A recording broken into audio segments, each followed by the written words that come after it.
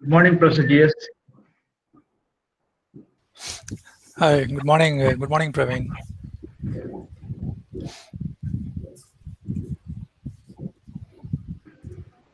How are the question answer sessions, GS? Are they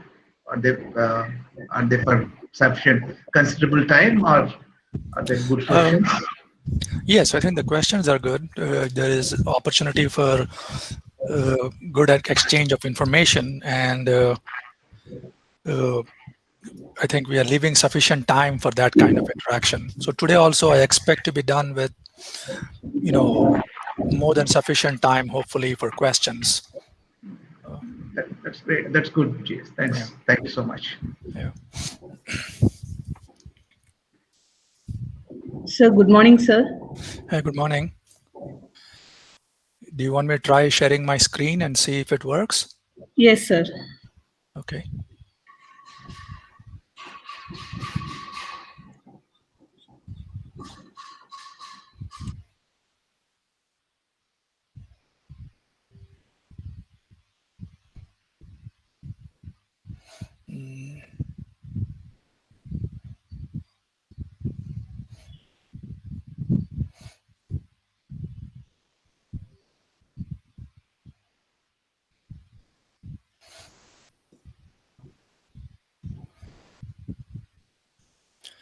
Okay. Can you see the entire screen now? Yes, sir. Now we can see the full screen, sir. And is it progressing properly? Yes, sir. Okay. Well, let's hope this will work. Yes, sir. Okay.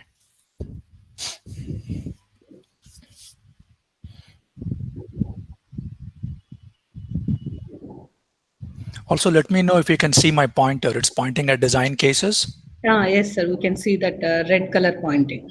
Okay. All right. Thank you.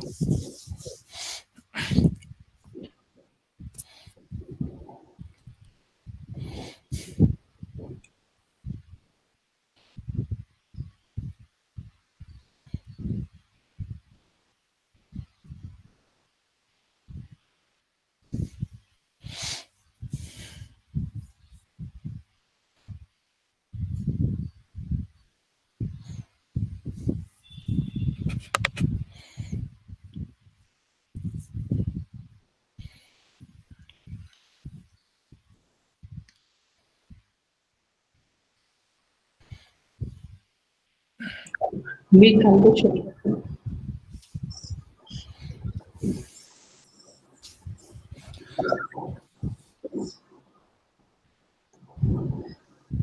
Sir, so far 30 participants have joined, sir. Shall we wait for another 1 or 2 minutes, sir? Sure. That's fine.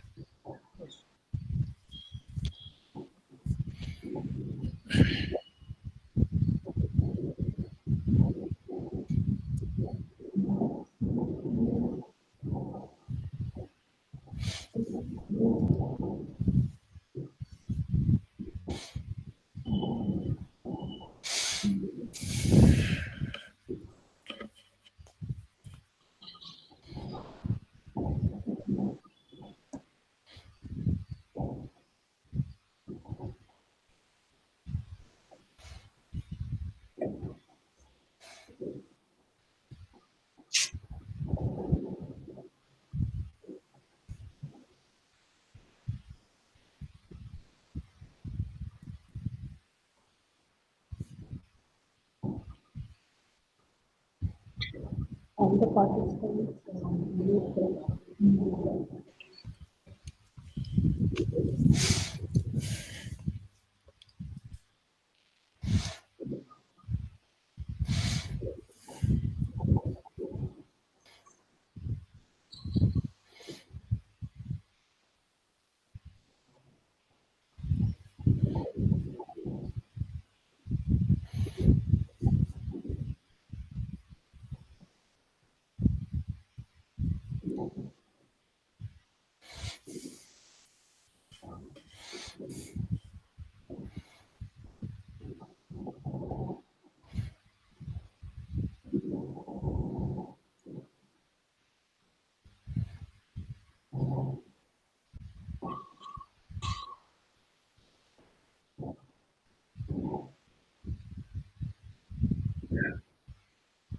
Okay, sir. Shall I start the program, sir?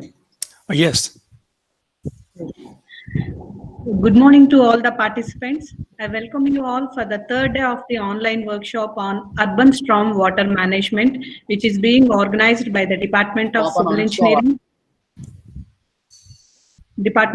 Engineering, Andhra University College of Engineering.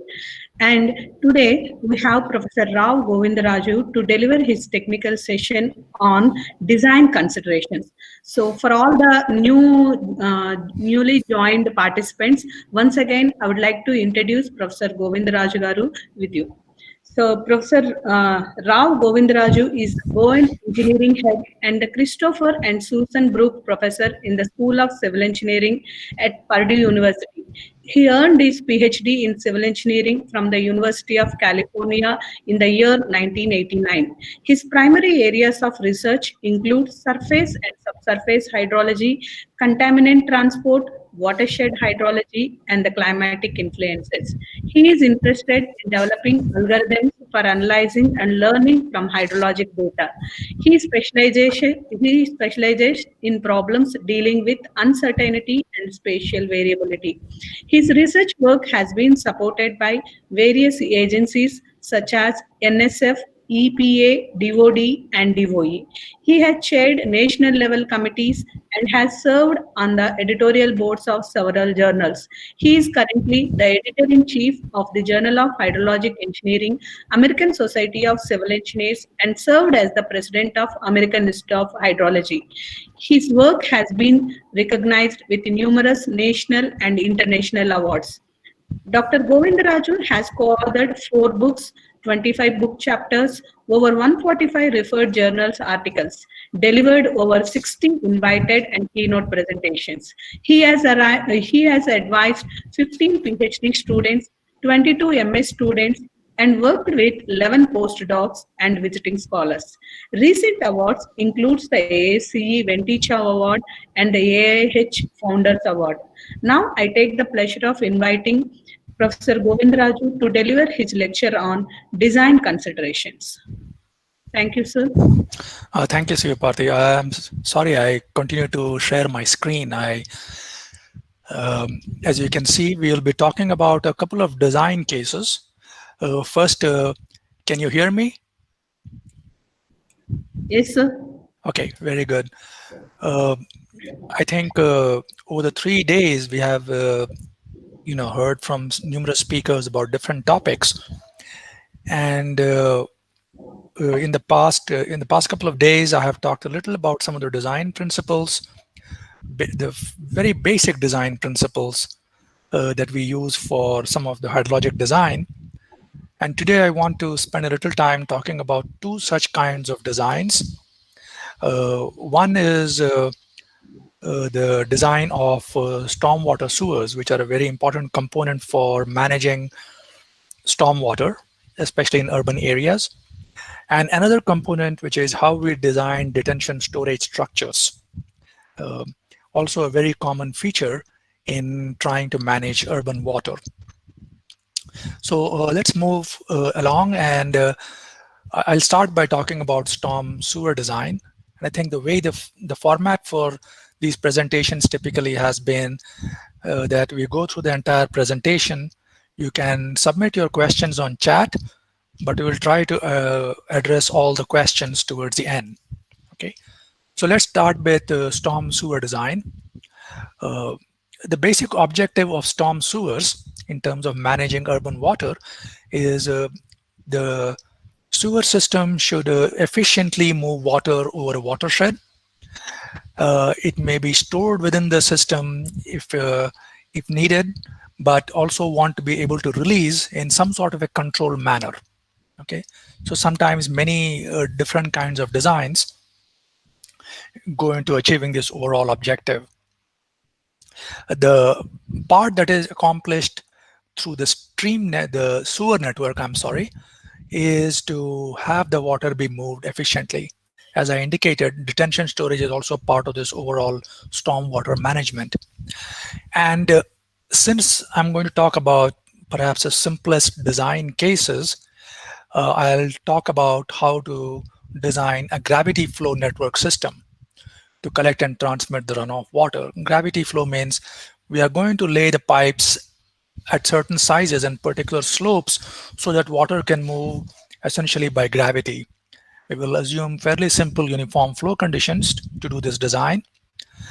And this is the simplest kind of design. Usually we try to avoid pumps and so on in stormwater sewer systems because they add to the cost, and then there is maintenance and so on involved.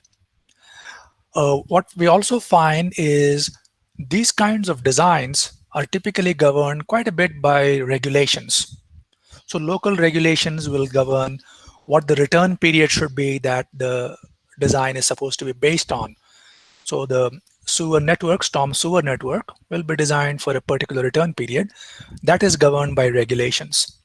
Regulations will also talk about minimum pipe sizes that we can adopt in our design, what are the minimum slopes that must be used, and spacing of what we call as manholes and maintenance holes. So this was a question from one of the participants in the previous workshop as where all do we put our manholes and maintenance holes.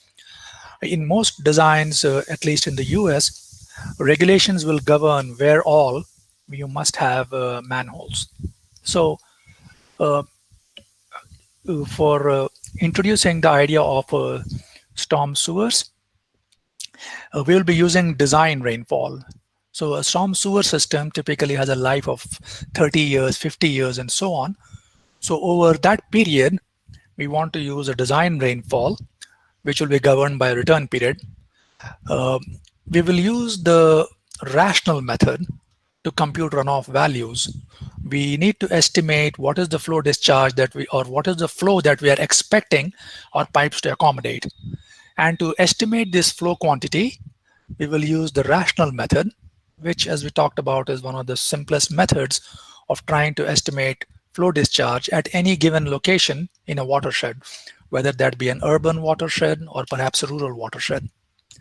And again, in the interests of doing a simple design, we will use Manning's equation for pipe diameters and slopes. We will assume uniform flow and come up with a design. The storm sewer systems, essentially we will focus on only two components. One are the pipe sections. Those are the, where the storm water is being conveyed through. And we'll talk a little about manholes or maintenance holes, sometimes called as access points, but only in the context of using them as junctions. So as I said, we'll talk about perhaps what are the more basic designs.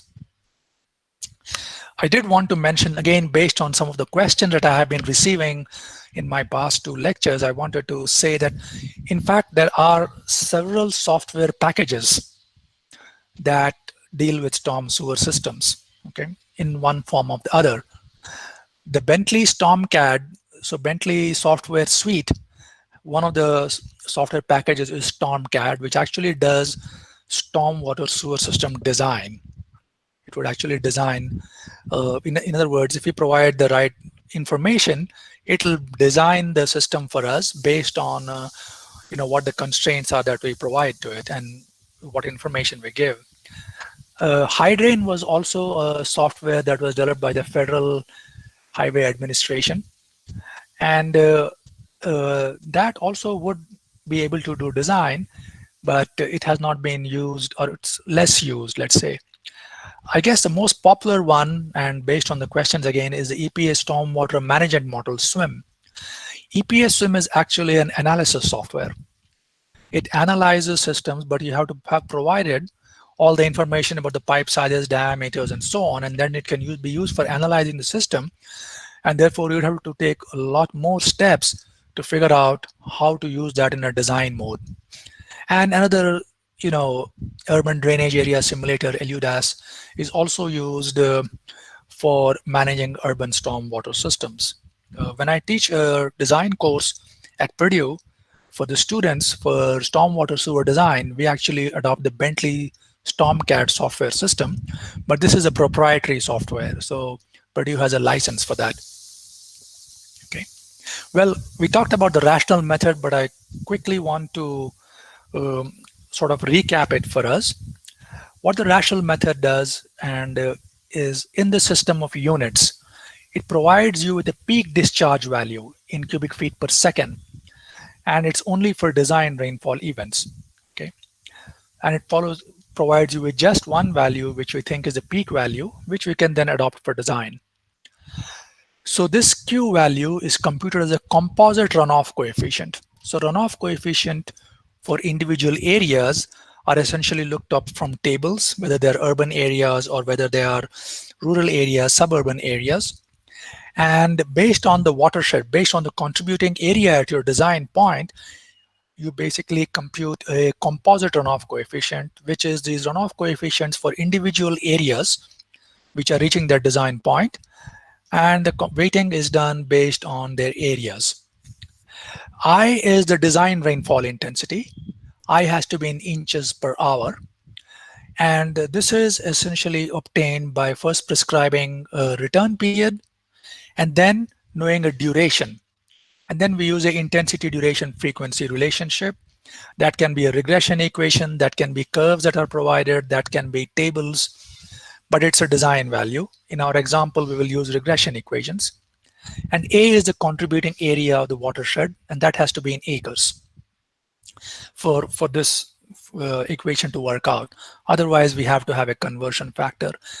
The runoff coefficient is essentially dimensionless, varies between 0 and 1, depending on how much water is going to be made available for runoff. Okay. I also wanted to talk about some of the criteria that are used when we talk about storm sewer designs. You will be surprised to know, perhaps, that the return period that we typically design sewer systems is actually a fairly small value, 5, 10 years, maybe 25 years return periods.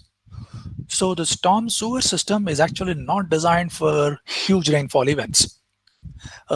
We expect something else to take care of the very large events, and we will talk about that when we come to the bottom bullet. But the actual design for storm sewer systems is done for fairly small return periods, which means not very large events, which also suggests that we expect our storm sewer system to get overwhelmed reasonably frequently, in which case it will work like a surcharge sewer system. Typically within the US, it's depending on the roadway system, if we are going to be laying storm sewers. For interstates, which are large highways, 50-year return period is used. For primary or state roads, 25 years. Otherwise, for a lot of the smaller roads, it's only a 10-year return period. So the storm sewer design is not really designed for extremely large events. Minimum pipe sizes are specified mostly by regulations. Typically, this is 12 inches. So the minimum pipe size that you can have, even though the flow rate might be small, we are still required to put a 12-inch pipe. And that is to minimize clogging potential, because stormwater, one of the challenges it poses, it comes with a lot of sediment that it carries along. And the sediment size particles can be fairly large, so that we don't want to use very small pipes. It's also a problem in treating storm water. When we try to design the pipes, we also try to maintain some sort of a minimum velocity, a self-cleansing velocity. I have referred to the LTAP stormwater drainage manual in my previous talks, which is a design manual that we use. And basically, this manual also provides what are the minimum slopes that are required for various pipe sizes, so that a minimum self-cleansing velocity of 3 feet per second can be maintained. Again, we talked about, or this question came about, where does one put junctions or manholes or maintenance holes? So as I said, these junctions or manholes must be placed at all junctions. So at any location where we have multiple streets coming in, multiple pipes come and join, obviously there has to be a junction there. Then if there is a grade change, that means we are laying the pipe at a certain slope, and for the downstream next section of the pipe going from one manhole to the next, so the slope is going to, let's say, become steeper to be able to take more water, then of course there has to be a junction. Even if it's a very straight segment, typically every 300 to 400 feet, so every 100 meters or so, we must have an access point or a manhole. And sometimes that spacing can be increased to 500 feet for larger diameter pipes. But the question of what spacing is very much governed by local regulations. Regulations say manholes must be placed at this frequency. When pipe elevations change, so when we lay the pipes and we draw the sewer profiles and so on, if the pipe elevations are going to be changed and the pipe elevation changes at junctions, we have many pipes that are coming in, perhaps one downstream pipe leading, then the crowns of the pipes are matched. So the elevation of the incoming pipe, which is the lowest, the crown of that is matched with the downstream pipe. Other design considerations are cover that we have to provide. So this also actually plays a role in the design. Cover is the distance from the ground surface or soil surface to the top of the pipe. And this also is governed by local regulations. Typically it's 3 feet, approximately 1 meter from the ground surface to the top of the pipe. And if minimum cover is not feasible, then of course extra precautions have to be taken to basically reinforce the pipe and so on. In case of places like Purdue University, where we get a lot of snow and the soil freezes to a certain depth, the cover requirements are actually larger. We need to place the pipes at depths lower than the freezing depth. I also wanted to talk a little bit about major and minor systems. So the typical urban stormwater management systems that we design, for instance, the storm sewer systems, the inlets, the catch basins, etc., these are actually the minor system. And that's why they are designed for 10 years or 25 years return period. They are not going to be able to deal with the larger storms. So when an area is being developed, the way the layout is placed, how the roads are created, how you put the streets, where are the depressed structures, where do you put the detention storage structures, all of these holistically actually are going to be dealing with stormwater management. And therefore the much larger events, we expect the water to fill up in the storm sewer system, come out and actually move on the road surfaces. And the road surfaces are designed to basically carry away this stormwater for large systems. Okay. And so that's the major system, is actually how the entire development occurs. The storm sewer design is part of what we would call as a minor system. Okay. And then of course we do the more detailed investigations to see what would be the impact of large storms, how much depth would be there, how much velocity would we get, what would we have to advise people if we are going to get large storms, or whether they should be driving on the roads or not. But design is governed for sewer systems for, not too large return periods. Okay. I talked about minimum slopes, and from the reference that you see at the bottom, for different pipe diameters, typically for the kinds of pipe material we use Manning's N of 0.013, and for different pipe diameters and the slopes, these are slopes, multiplied by 100. So these are the slopes that they must be laid on at least. So if I choose a pipe diameter of 12 inches, this is one of the slopes that I would have to worry about in design. Similarly, there are different kinds of sewer pipe material that we use, and they're either of concrete or of cast iron pipes, sometimes PVC pipes and so on. And if we are going to be doing design, we also look at, and we choose, let's say, concrete pipes. We then also look at what pipe sizes are available to us. And if we were doing a design, then we would factor that into our considerations. Okay. So these are some of the elements or some of the basic things that we look at before proceeding with an actual design. Okay. So what I would like to do now, with this little background and some of the considerations, I want to go through a simple hypothetical example for a storm sewer design, just to give you a flavor for how the design proceeds. Okay. And for that, this is a synthetic study area that I have created. I want you to note that the figure is not to scale. So the entire service area is bounded, that we are trying to provide the storm sewers for, is bounded, let's say, by this larger rectangle that you see. And this large rectangle area has different sub areas, which we have called as sub basins 1, 2, 3, 4, and 5. So each of these sub basins is a homogeneous area. And for each sub basin, we need some of the basic properties which are provided here. So for instance, for sub basin 1, the area is 2 acres. The runoff coefficient for this basin, based on the soil type, based on the land use, is estimated as 0.4. And based on perhaps one of the travel time formulae that are available, again based on the travel distance for water to reach the sewer system, and based on the slope, based on the roughness, the travel time for water that falls within the sub-basin, the longest time it takes for water to fall anywhere in sub-basin 1 and reach, in this case, maintenance hole 1 or manhole 1, is given as 15 minutes. Similarly, for sub-basin 2, the corresponding quantities area is 5 acres for this sub-basin.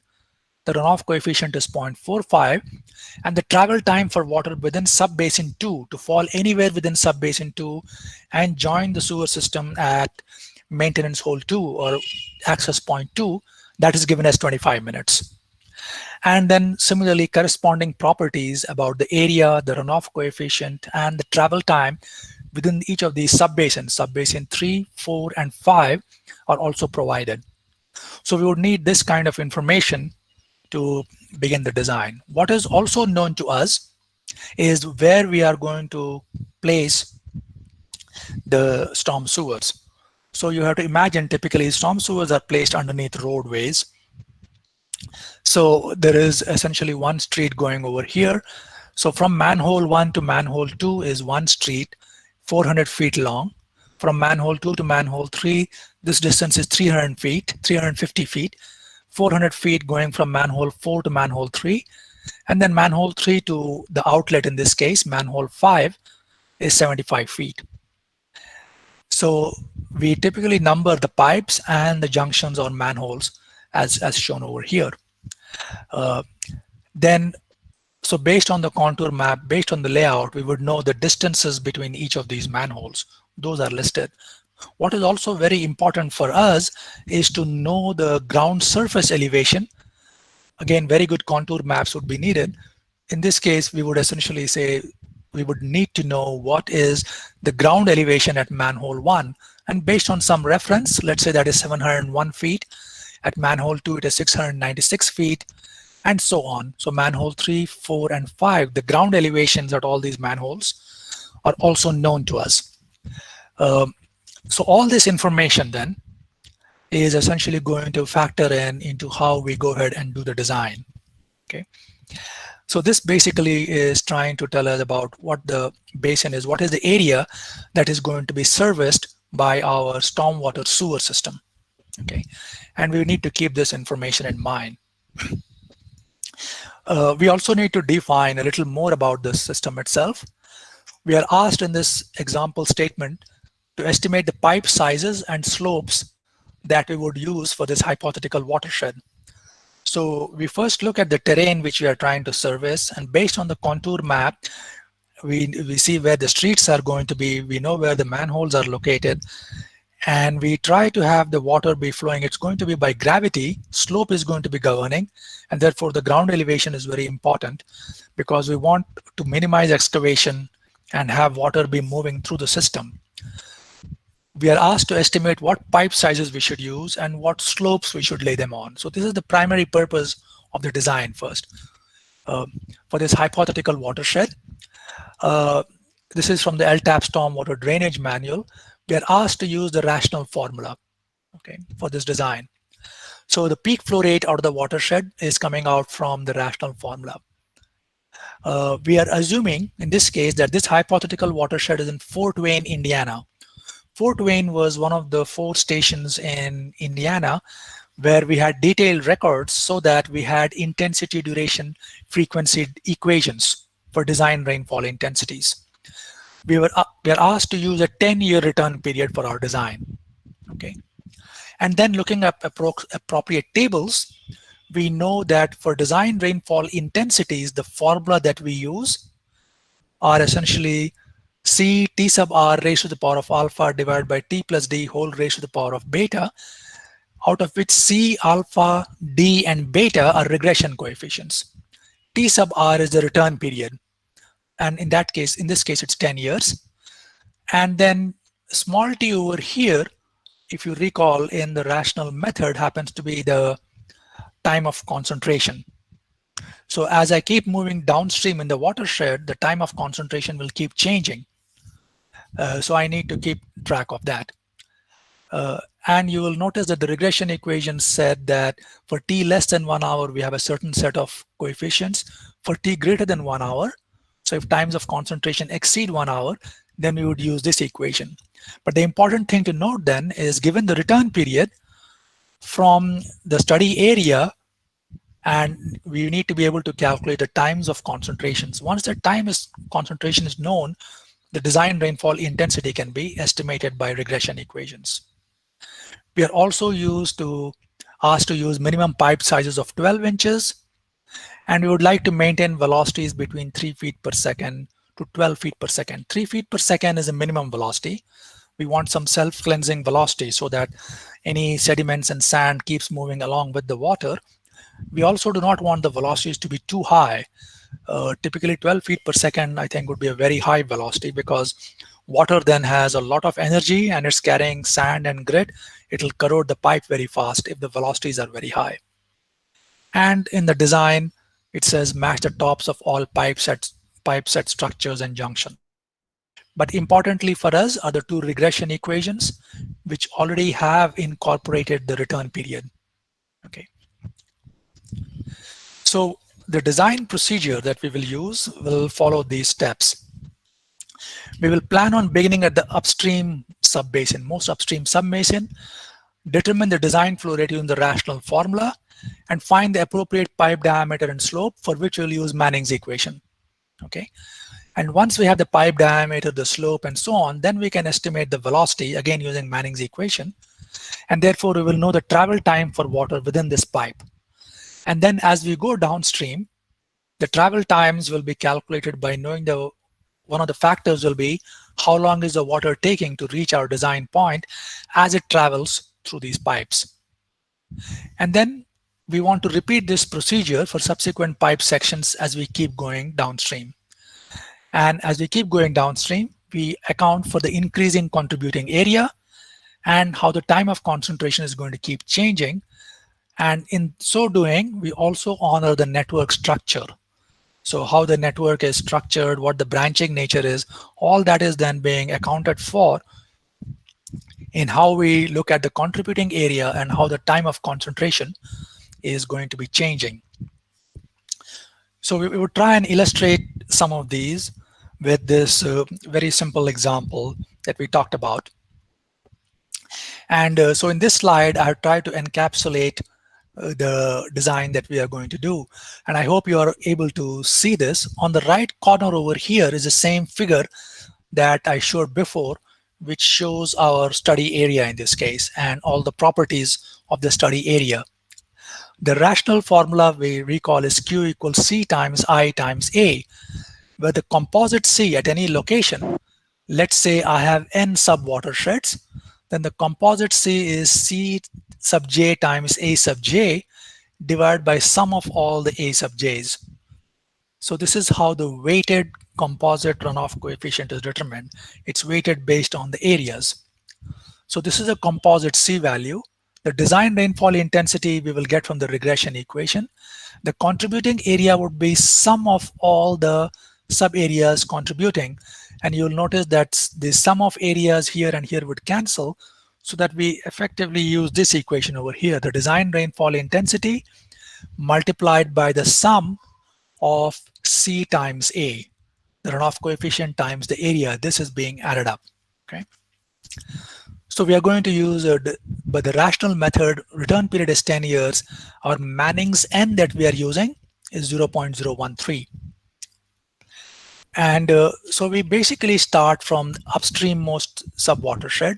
we have all the pipes numbered. Pipe number 1 is essentially going from manhole 1 to maintenance hole 1 to maintenance hole 2. Similarly, pipe number 2 is going from maintenance hole 2 to 3. Pipe number 3 is this segment going from maintenance hole 4 to 3. And notice that we have to complete this pipe before we come to pipe number 4 over here, which goes from 3 to 5. Okay. Since this pipe is going to contribute water into the so we basically have to go ahead and do that. And then it comes out over here from the outfall, in this case at maintenance hole 5. So let's start with the upstream most pipe, which is pipe number 1. We are told that its length is 400 feet. The runoff coefficient for the area that is directly contributing to pipe number 1, that is 0.4, which is what we have over here. And the runoff 0.4 and the sub area is 2 acres. So we have noted those down. So C sub j times A sub j is the product of these two values, that is 0.8. Since this is the upstream most pipe over here, only one area contributing, this cumulative C sub j times A sub j then is simply equal to this value itself, 0.8. We know that the travel time for water within this sub-basin itself, that is given as 15 minutes.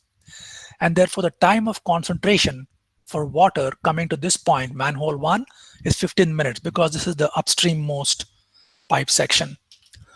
So then this time of concentration becomes the travel time or the duration of the design rainfall event. And then using the regression equation that we saw in the previous slide for 10-year return period, we can estimate the design rainfall intensity. In this case, that comes out to 4.33 inches per hour. And then we use the rational method, which is I, the design rainfall intensity, times the cumulative C sub j times A sub j, which gives me a design flow rate of 3.47 CFS. Okay. So for 3.47 CFS, we can essentially use the Manning's equation, look at the ground slope, and figure out what a diameter should be. In this case, 12-inch pipe. Remember, that was the minimum pipe size we were allowed. We find the slope, 0.0125. So that is the slope at which the pipe will be laid. So for this slope and this pipe diameter of 12 inches, we can find out what is the total flow rate in the pipe when it's flowing full. So that's going to be the capacity of the pipe, 3.99 CFS. And we want to ensure that the capacity of the pipe, 3.99 CFS, is equal to or greater than the design flow. So it cannot be less because we want the pipe to be able to accommodate this flow. We get 3.99 CFS. Again, using Manning's equation and assuming that the pipe is flowing nearly full, we can calculate the velocity, 5.08 CFS. You'll recall that we wanted this velocity to be greater than 3 feet per second as per design requirements. And once we have this velocity, 5.08 feet per second, then knowing the pipe length of 400 feet, we can estimate the travel time of water through pipe 1 as 1.31 minutes. Water entering the pipe over here takes 1.31 minutes to get to this point. Okay, so that's essentially the first pipe section that we have looked at as part of the design. Then we move to the next pipe section, going from 2 to 3. So we are now going to go from manhole 2 to manhole 3 and design this pipe section. We are given that the length for that pipe, based on a good contour map, the distance between those two manholes is 350 feet. You'll notice for this sub-basin 2 is contributing directly, all the surface runoff water is coming and contributing to manhole 2 over here. The runoff coefficient for that sub-basin is 0.4 and its area is 5 as shown over here, and therefore 2.25 is the product of C times A. Okay. Now when I do the cumulative product C sub j times A sub j over here, this pipe over here is not only going to receive water from this sub area, but water that fell on sub-basin 1 is also traveling through this pipe and will eventually travel through this pipe. Therefore, sub-basin 1 is also a contributing area for pipe number 2 going from maintenance hole 2 to maintenance hole 3. And therefore, the cumulative C sub j times A sub j will involve sub-basin 1, which was 0.8 plus 2.25 for sub-basin 2. and therefore we get 3.05 as this cumulative C sub A, C times A for this particular pipe. We will notice that the travel time for this particular watershed, subbasin 2, is given as 25 minutes. When I want to compute the time of concentration now, I have two travel times I must compare. One is that water fell in subbasin 1 and then traveled through this pipe and reached this point. So that would be 15 minutes for travel time in subbasin 1 plus the 1.31 minutes that it takes to travel through this pipe. So 16.31 minutes. Other travel time is water fell somewhere in subbasin 2 and it took 25 minutes to get here. So we are comparing these two and we pick the larger of these, so that happens to be 25 minutes. And therefore the time of concentration for this particular design point is now 25 minutes. We use this in our regression equation as the duration for the design rainfall and get 3.25 inches per hour as our design rainfall intensity. We use the rational method, multiply I with this cumulative C times A, which we just calculated here as 3.05, and therefore we get a different design Q of 9.9 CFS. We then again look at the land slope and use Manning's equation, find a pipe diameter, next pipe diameter, and the slope as part of our design. Now it's a 24-inch pipe. 0.0029 is the slope that has to be laid on. Once we have the slope and the design diameter, then we can use Manning's equation and calculate what is the capacity of this pipe when it's flowing full under uniform flow conditions. And notice that if the pipe diameter is given, slope is given, Manning's N is known, so we can calculate this 12.21 CFS, which needs to be greater than our design CFS. So that's fine. With this, assuming it's flowing full, we estimate a velocity of 3.89 from Manning's equation. And again, knowing the pipe length of 350 feet, we can determine the travel time of water in this pipe as 1.5 minutes. That means water traveling in this pipe. To proceed with the design, we then go to the next pipe. We now need to do this particular pipe, which is going from maintenance hole 4 to maintenance hole 3. We need to finish this pipe before we can come to the next one. Same steps now. Pipeline number going from 4 to 3, length is given, the runoff coefficient for that sub-basin and the area is given. So C times A is known. Notice that the cumulative C times A is the same because this is the upstream-most pipe. There is no other area from which water will flow through this pipe. So it becomes this cumulative C times A is still 1.2. The travel time was 15 minutes over here. So that becomes a time of concentration. We get the design rainfall intensity from regression equation. I times the cumulative C times A gives us the design flow rate. We find a pipe diameter and the slope, check that its capacity is greater than the design flow over here, find the velocity and find the travel time. Same process.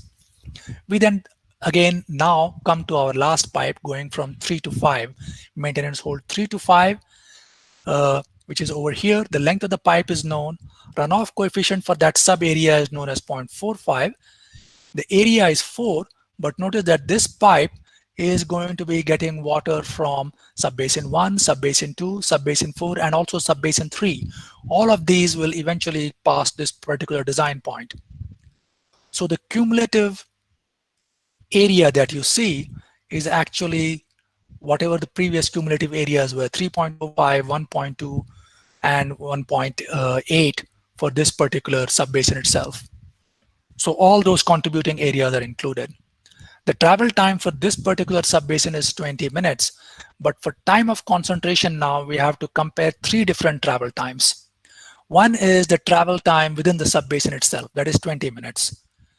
One is the travel time that it had basically for time of concentration up to manhole number 2, which was 25 minutes, plus travel time to this pipe, that is 25 plus 1.5.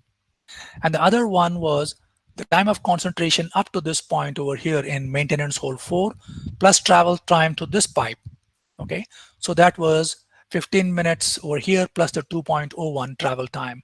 So out of all of these, 25 plus 1.5, 26.5 is the largest one. That becomes the time of concentration. With the time of concentration, we use that as a duration, find the design rainfall intensity. This design rainfall intensity multiplied by cumulative C sub A gives us the next design flow rate. And then using Manning's equation, looking at the slope, we essentially figure out the next pipe size we have and the design slope.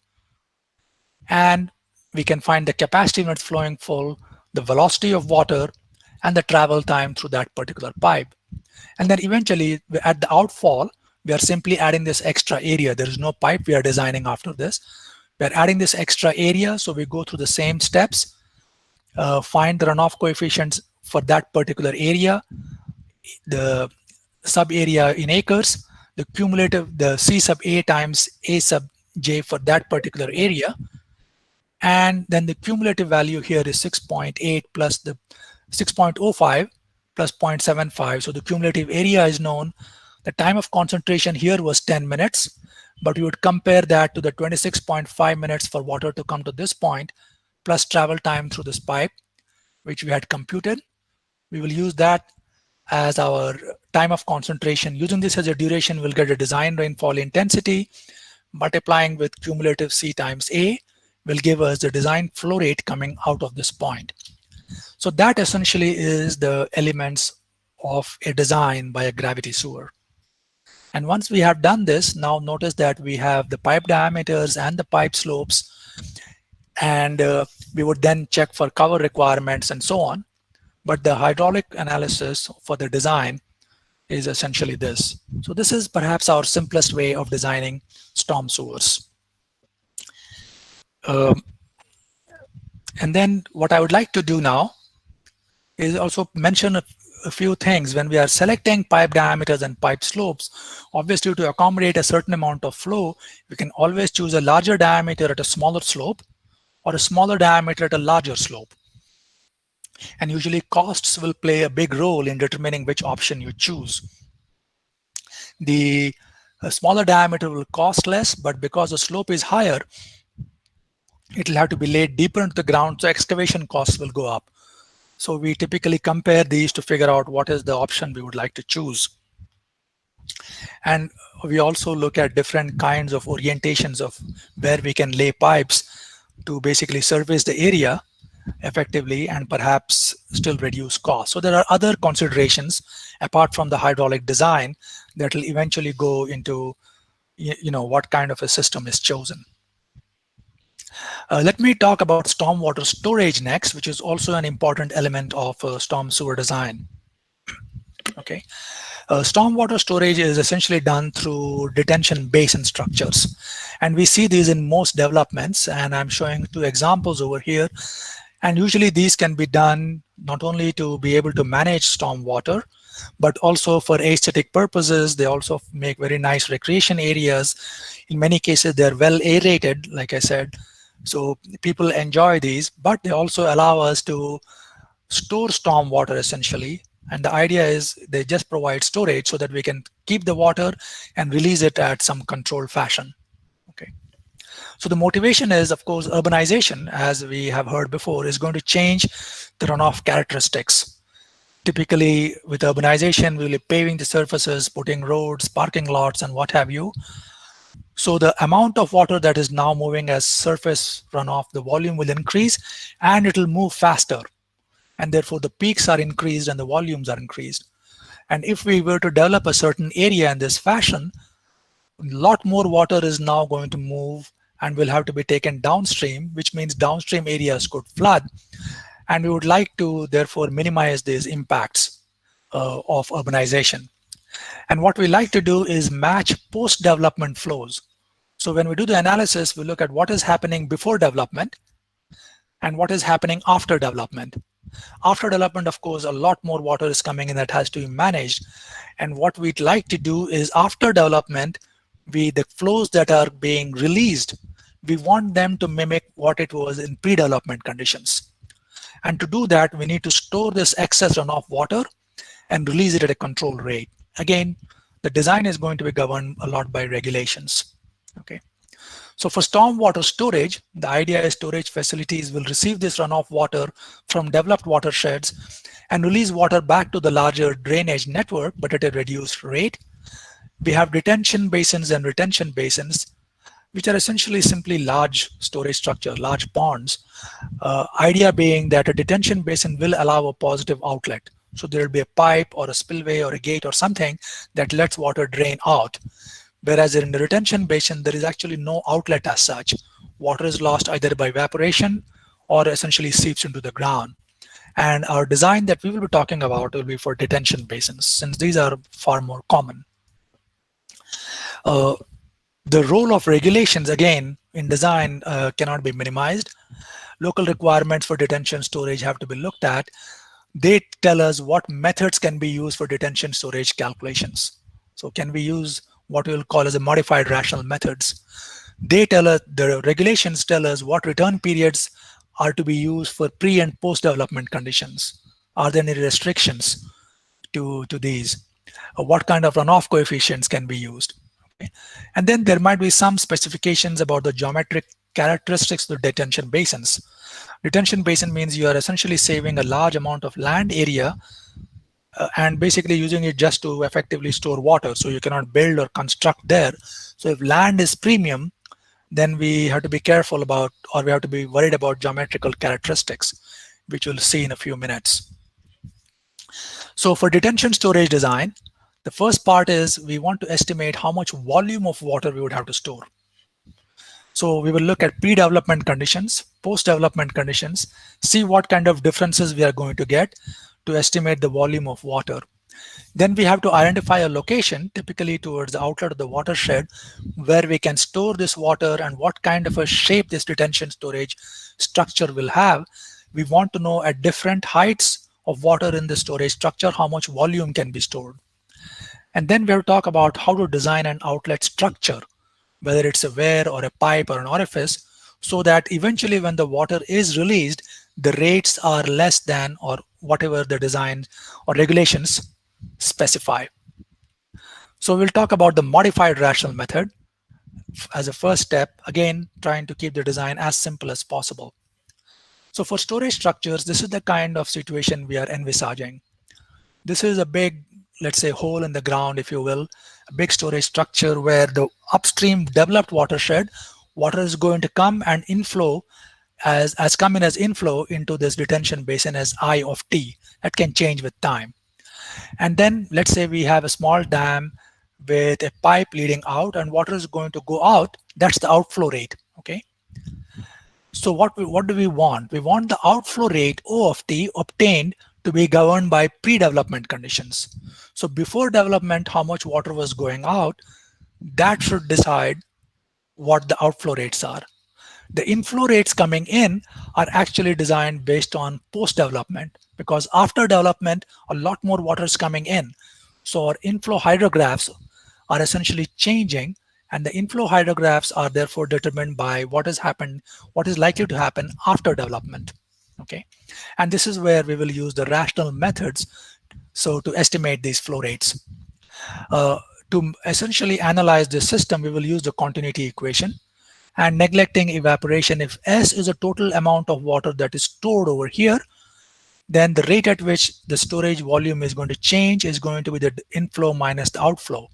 If inflow rates are higher, the storage will keep on increasing. Total volume of water stored, ds dt is positive, otherwise it's negative.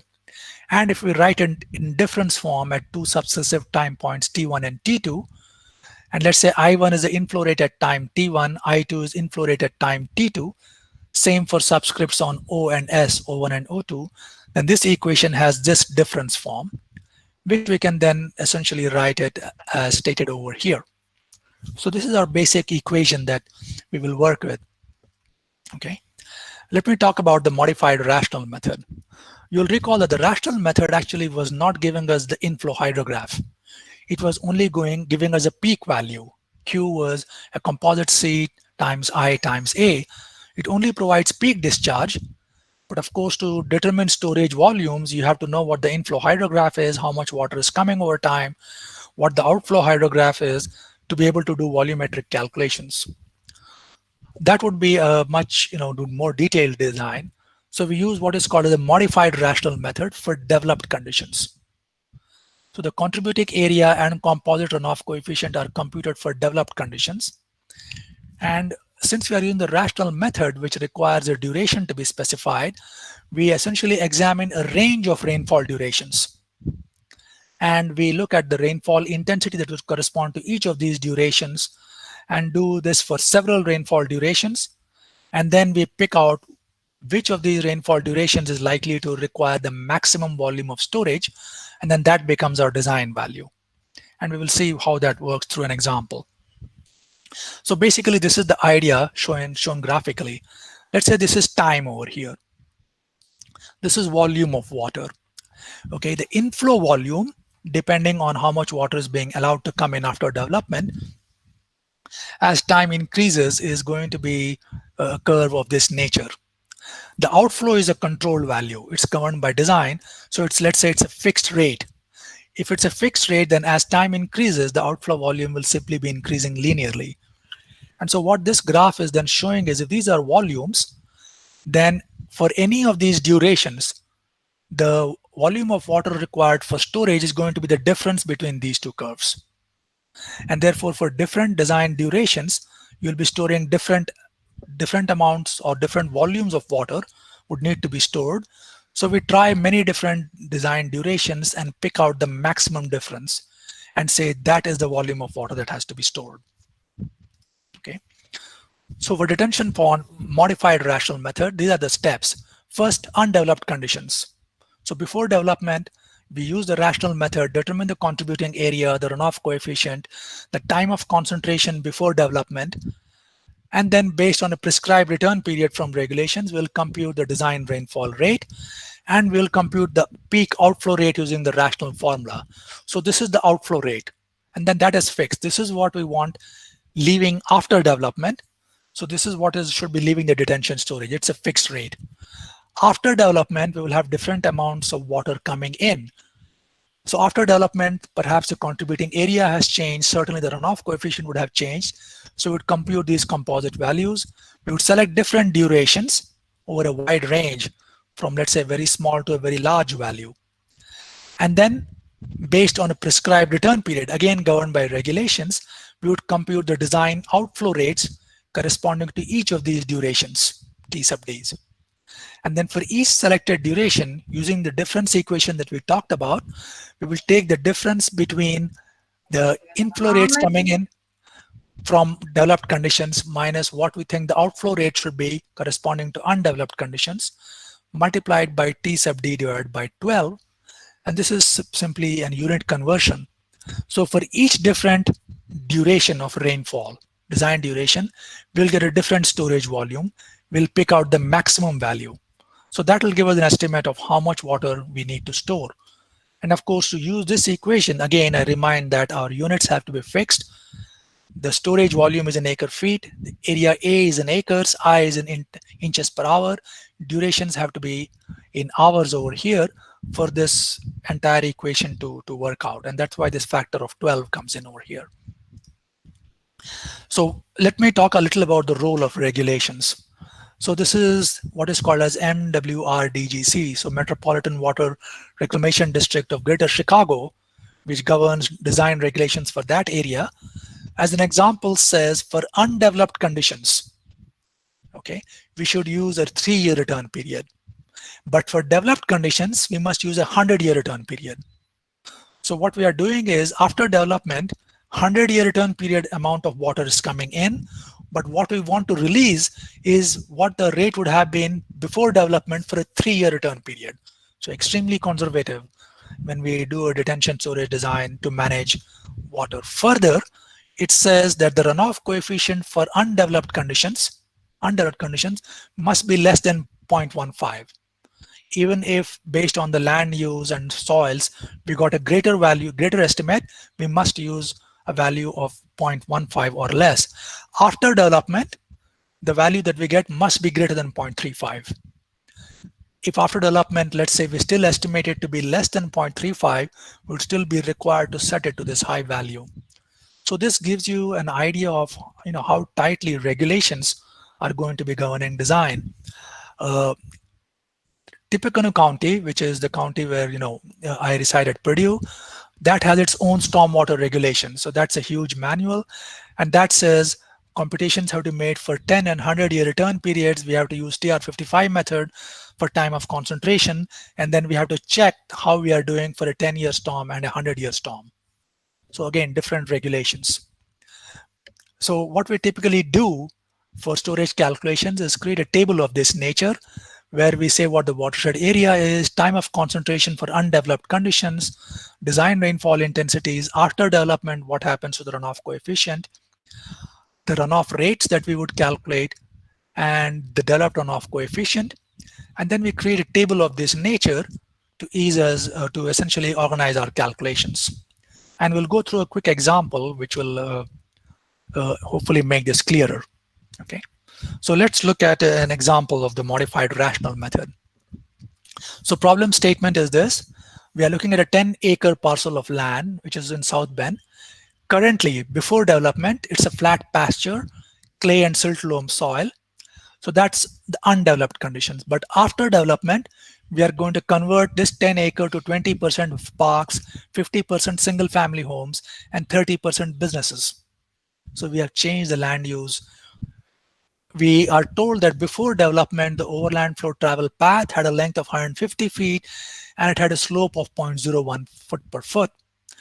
First question is determine the size of the detention pond using the modified rational method and use MWRDGC guidelines.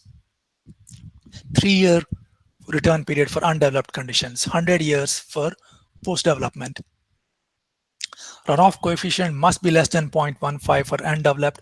For developed, it must be 0.35. So how do our calculations for the design proceed?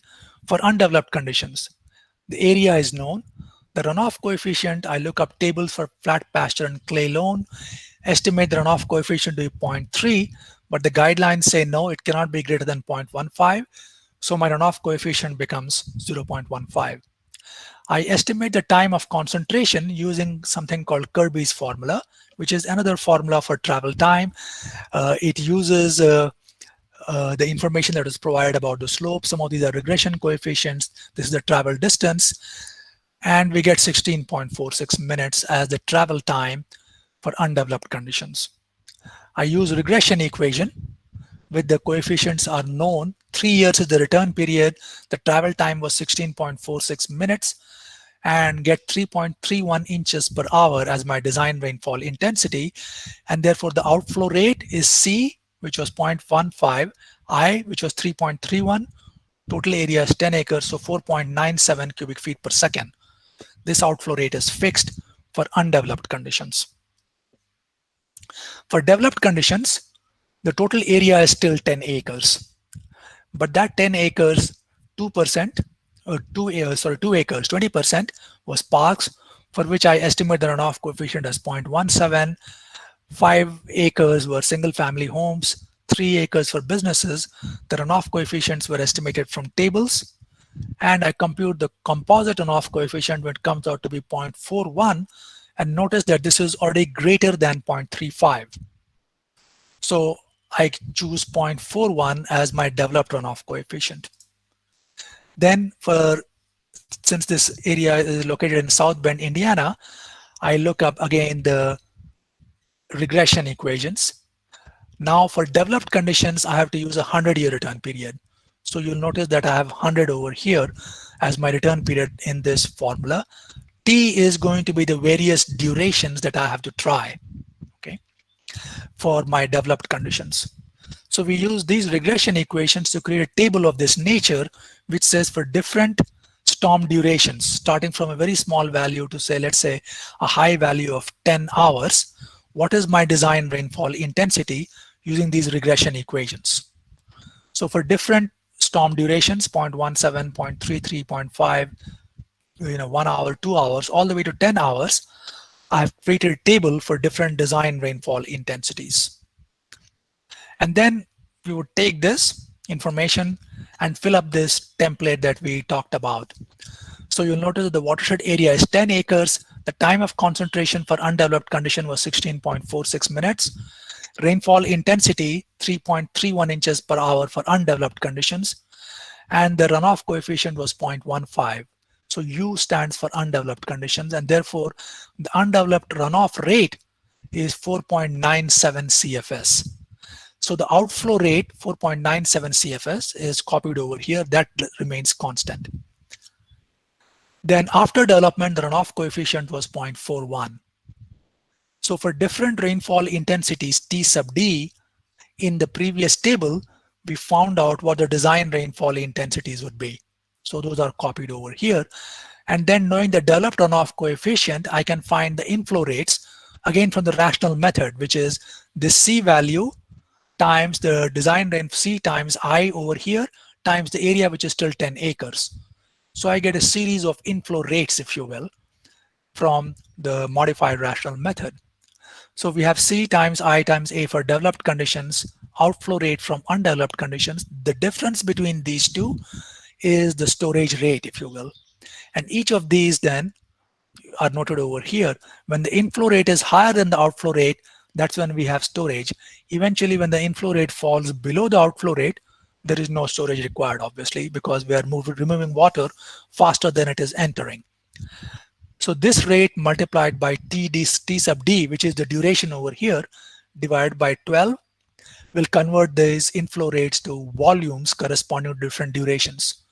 So we'll have different acre feet of volumes that we have to look at for each of these possible design durations. And we pick the maximum value and say 0.48 acre feet is the amount of storage I would have to design for. Okay, so this is the first part of the design is, well, we need to essentially have a detention storage structure which can store 0.48 acre feet of water to be able to meet the design the regulations in this example. What we still need to check is, we have this, but this 0.48 acre feet of this volume could be essentially be obtained by a detention storage structure which has a very small surface area, but it is very, very deep. Or we can get the same volume by using a very large area, but much shallower. Okay, so how much area is available? Well, depends on how much land is available or we are able to set aside for detention storage structures. But that will also affect the hydraulics, because as you can imagine, if we have a very deep storage structure, the outflow rate of water is going to be governed by how much head of water is there, how deep the water is. If the water is very deep, water will tend to flow out very fast, and the rate of outflow therefore will be very high. So we still need to do calculations which let us examine further for a given storage structure, what are the outflow rates going to be, so that we meet the design requirements. And to achieve that, we will use level pool routing as, again, perhaps the simplest method of trying to accommodate these kinds of designs. Okay. So again, the motivation for this is the release of runoff water at a controlled rate to minimize downstream impacts. So what do we need? We identify location and properties of the detention basin. We need to figure out the shape of this detention basin, which tells us for different stage values, which means different heights, how much storage is actually there in the detention storage structure. And then we need to design an outlet structure. What kind of a pipe will we have? What diameter? What slope? What roughness? So that the flow rate is essentially meeting the requirements. So there is a little bit of hydraulics also that goes into completing the design. Okay. So to do this, again, we come back to this motivating figure. Now we are talking about, let's say we have an inflow hydrograph that is going to come in, and therefore the inflow volumes or water rates are changing with time. The outflow rate is going to be governed by what kind of a pipe it is, what its length is, what its roughness is, what the slope is, perhaps the difference in elevation between water at this level versus the outflow. So how much head of water is available at the upstream and downstream ends of the pipe. All of this will govern the outflow rates, and therefore the shape of this detention storage structure, not just the volume, also becomes important. So the procedure for determining the outflow hydrograph that will result when we have an inflow hydrograph. The inflow hydrograph after development, we could use something like the unit hydrograph method that we talked about, which tells us how much water is coming out of a watershed. So we need the inflow hydrograph that is given as a function of time. We need storage properties. That means we know the geometry of the storage structure. And we need the outlet structure characteristics, which essentially say what is the outflow rate going to be for different heights of water in this reservoir. The idea of a level pool implies that the water level over here is horizontal. So the storage pool, the water level is level. So there is no fluctuation in the water level. So it either goes up or goes down, but otherwise the water level remains horizontal. Okay. So we need to talk about flow rates, stage, and storage. Again, the same figure that you see, the same equation, ds dt equals I of t minus O of t, which is our continuity equation. S is the volume of water stored. I of t is the inflow rate. O of t is going to be the outflow rate. Okay.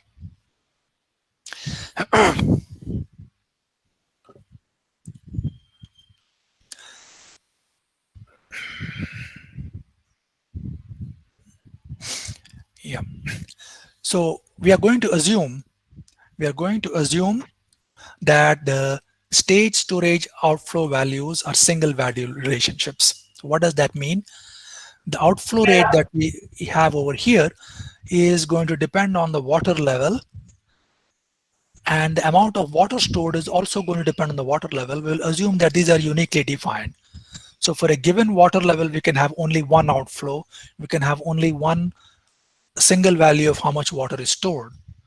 And so that means if I know the outflow, I know exactly what is the height of water, and knowing the height of water, I know exactly what is the volume of water stored. So these are single valued relationships, no hysteresis. Again, that is only possible if we think of this as a level pool. Okay. And so we essentially show on the right what it is that we are expecting to be happening. So given this characteristics of this structure, then the inflow rate, let's say the inflow hydrograph, which is given, I'm just using a simple triangular inflow hydrograph. Okay.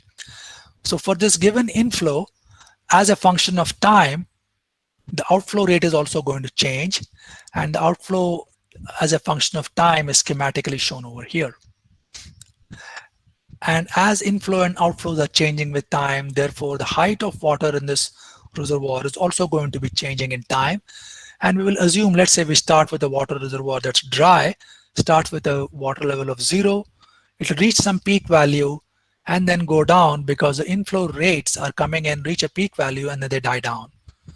Along with the stage or the height of water in the reservoir, the total volume of water being stored, that's also in this case, let's say starting from 0, goes to a peak value, and then the water drains out because it has a positive outlet.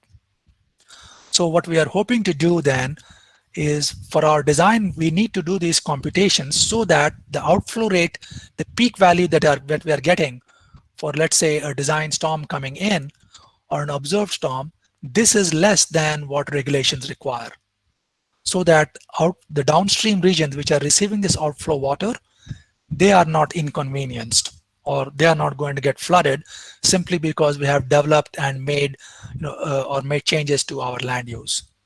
And as you can understand from here, in this simple case, then if these are single valued relationships, then ds dt is, the storage is going to be maximized when ds dt is set to 0. That means inflow will be equal to outflow. So at this particular point, when you notice that the inflow hydrograph and outflow hydrograph are the same, that is when we will have the maximum depth and the maximum storage available. So, but that is simply from this this equation. Okay. So the important thing is that these are single value relationships.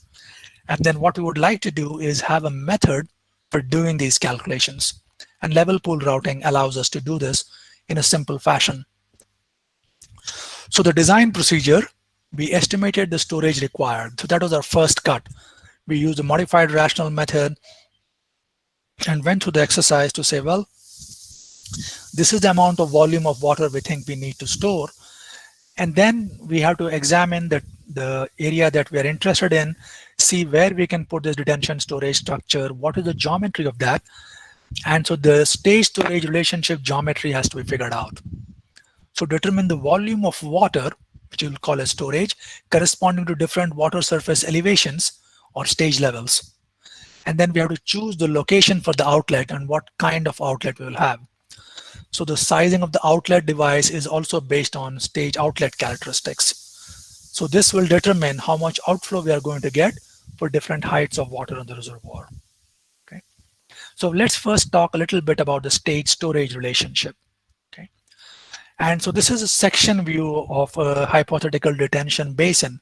So if I take a section, let's say this is the bottom, we have a sort of a dam or small dam constructed over here, so that in this depression where water is coming in from upstream areas, we can keep some water, and I have a pipe essentially at some location, close to the bottom, where water can be released out. So for this detention storage, the storage structure, let's say if I draw the contour map, okay, which shows the shape of this, and let us say this is how it looks like. So that means, let's say in this case, this is a 10-foot contour. This is a 20-feet contour, a 30-feet contour, or a 40-feet contour. So if the water level, if 30-feet contour is all inundated in water, the 30-feet height over here says that this is the height of water in the detention storage structure. So it gives you an idea, depending on the good contour map, I can then estimate what the shape of this detention basin is. And perhaps there is a small channel that essentially leads water, and water can leave then through this outlet, and it would have a scale. So this is just a schematic sketch.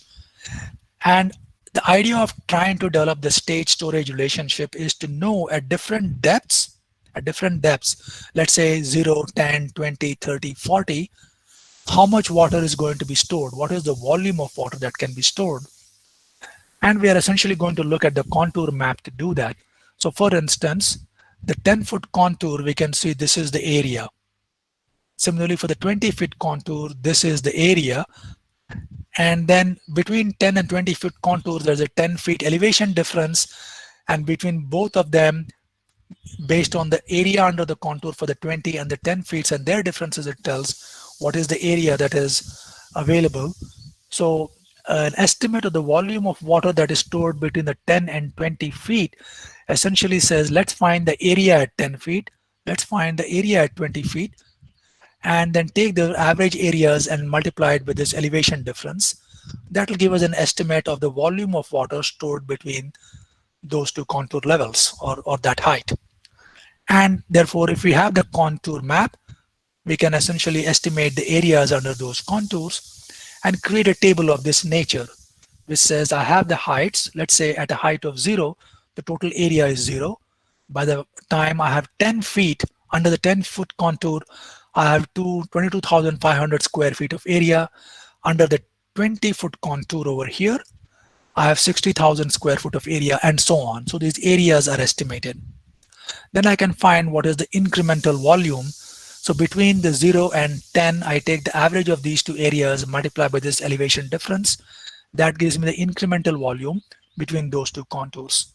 Same for 10 and 20. I take the average of the areas, multiply with the elevation difference to get the incremental volumes. And then if I want to find the total storage, then I simply add these incremental volumes. So by the time I have 10 feet of water at that height, I can store 112,500 cubic feet of water. By the time it's 20 feet, it's 112,500 plus 412,500. So I can estimate how much storage I would have for different heights. So that is the first property that I need. And that will depend on the geometry of my storage structure. And then I can therefore create this stage storage curve that you see over here.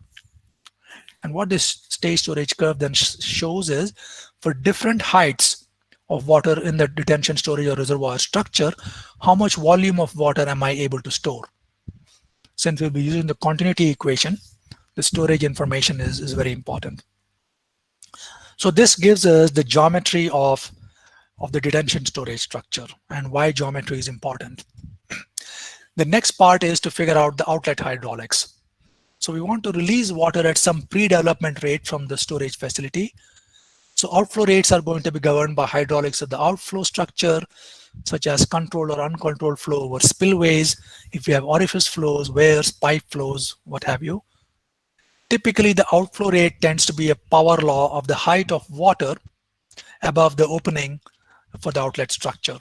And I think we are all familiar with some of the outflow models that we have, whether it's an orifice or a wear flow, uncontrolled flow, or a spillway, or if it's a pipe flow. So if there's simply a pipe, the H1 and H2 are the heads at the upstream and downstream side of the pipe, friction losses and minor losses.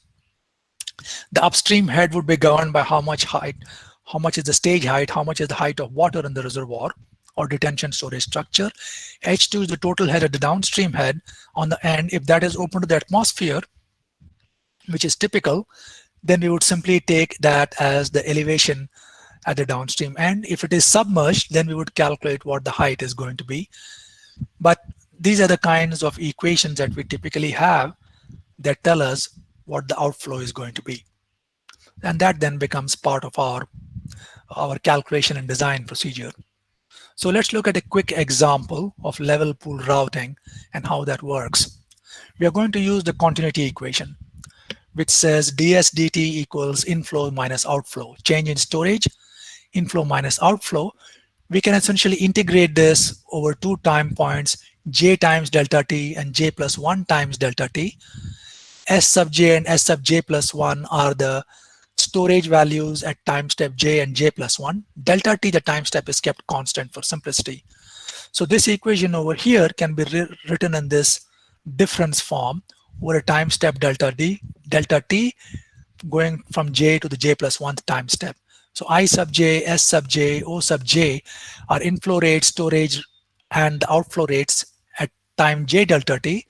Similarly, if I'm using subscript j plus 1, that corresponds to j plus 1 delta t time. And I can rearrange this equation in this form. And the important aspect of this form is all the unknowns, which would be at time step j plus 1, or on the left hand side. So we're going to start with known conditions at, let's say, the 0th time step, and then we will calculate the first time step. And once we do the first calculation at the first time step, then we can use that to go to the next time step. So everything at time step j is known to us. The storage is not known at j plus 1. The outflow rate is not known at j plus 1. We need to compute these. We know the inflow as a function of time completely. So that's given to us. So the inflow at time step j and time step j plus 1 are also known to us. So we have this particular equation, which is our basic continuity equation, except that the left-hand side is what we do not know. So we have two unknowns, but through this continuity equation, we get only one equation. The other one essentially comes to us through the reservoir characteristics, as I talked about. So those have to be given to us. So the first part, and this is just a hypothetical example, as I said, for the reservoir, we have to know for different water elevations, what is the amount of storage that is available. So let's say this curve then, based on contour maps and so on, was already made available to us. The other relationship that is available to us is what is the outflow rate as a function of water elevation. So if we have a pipe or a weir or a spillway, this tells us what is the outflow rate for different water elevations. We construct, because of our previous equation that we saw, we construct what is called as a storage outflow function, which gives us a relationship between the outflow over here and this quantity 2s over delta t plus o, because this is part of our left-hand side, if you will, of the continuity equation that we saw. 2s over delta t plus o is essentially called as a storage outflow function. And this is outflow. So what we do is, these are relationships that are known to us. This is what we construct. And so we take a particular water elevation, stage is known. We find out how much volume of water we are going to be storing. Then for that same elevation over here, we also know how much outflow we would have, because stage, storage, outflow are unique relationships. So knowing this outflow, I can essentially come and for the same outflow, Now that I know the storage and I know the outflow, delta T is fixed. I compute this quantity 2S over delta T plus O. And therefore I get this point on the graph. So I keep changing the water elevation. For each of these water elevations, I get a different outflow, come to the outflow part, and then calculate 2S over delta T, and therefore create this curve, which is the storage outflow function. And therefore I now have a table over here, which says for different heights of water in the reservoir. So for instance, 6 feet, the outflow was 11.3 CFS, the storage was 35,047.7 cubic feet, and 2S plus 2S over delta T plus outflow, that quantity is 128.1 CFS from this curve. So for different values, I have this. So this is going to be important because this provides me a relationship between 2S over delta T plus O that relates to what is the height, what is the outflow, and what is the storage. So the second equation that we need is essentially encompassed in this table. The first equation is, of course, the continuity equation. So to compute the storage, unknown storage, and the unknown outflow at a future time step, one equation is the continuity equation. The other one is this table.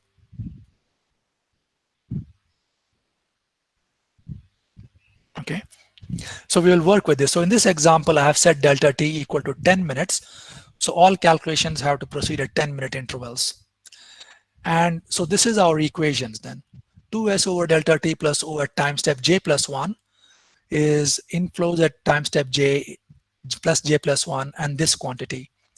And I notice that this quantity 2S over J plus 1 over delta T minus all of this, I can simply rearrange this equation to write it in this form. Okay, so basically I have taken this equation and subtracted off 2 times O outflow at J plus 1 from both sides. I get this equation. So this is the continuity equation, and this is simply rewriting the same continuity equation. But it essentially allows me to compute this quantity over here. And we will see how the calculations proceed. So we start at 0 time step 0, 1, 2, 3, 4, and so on. And we are doing delta T of 10 minutes, so 0, 10, 20, 30, 40. Notice the inflow hydrograph would be completely given to us. So at time step 0, 1, 2, 3, this is essentially provided to us. We now are going to use these equations to step through our calculations. So notice that I have I sub j and I sub j plus 1 over here. So that is my next column. So when I'm starting at time step 0, that is j. Time step 1 becomes j plus 1. So I sub j plus I sub j plus 1, I'll add these two quantities, get 10. Okay. Since I'm starting with 0, this value is 0. So I sub j plus 1, 2s over delta t minus the outflow is still 0. I'll add these two quantities. I'll still get 10. So since I'm starting from 0, my first row is zeros over here. I get 10 CFS. Knowing 2s over delta t over here plus the outflow as 10 CFS, excuse me, I can then go to the stage outflow relationship that I had in the previous slide. This quantity over here, this 2s over delta t plus O, for given this quantity, that means I can come to this curve, given a 2s over delta t plus O, I can find out what the outflow is. And from the outflow, of course, I can calculate the storage and the water level.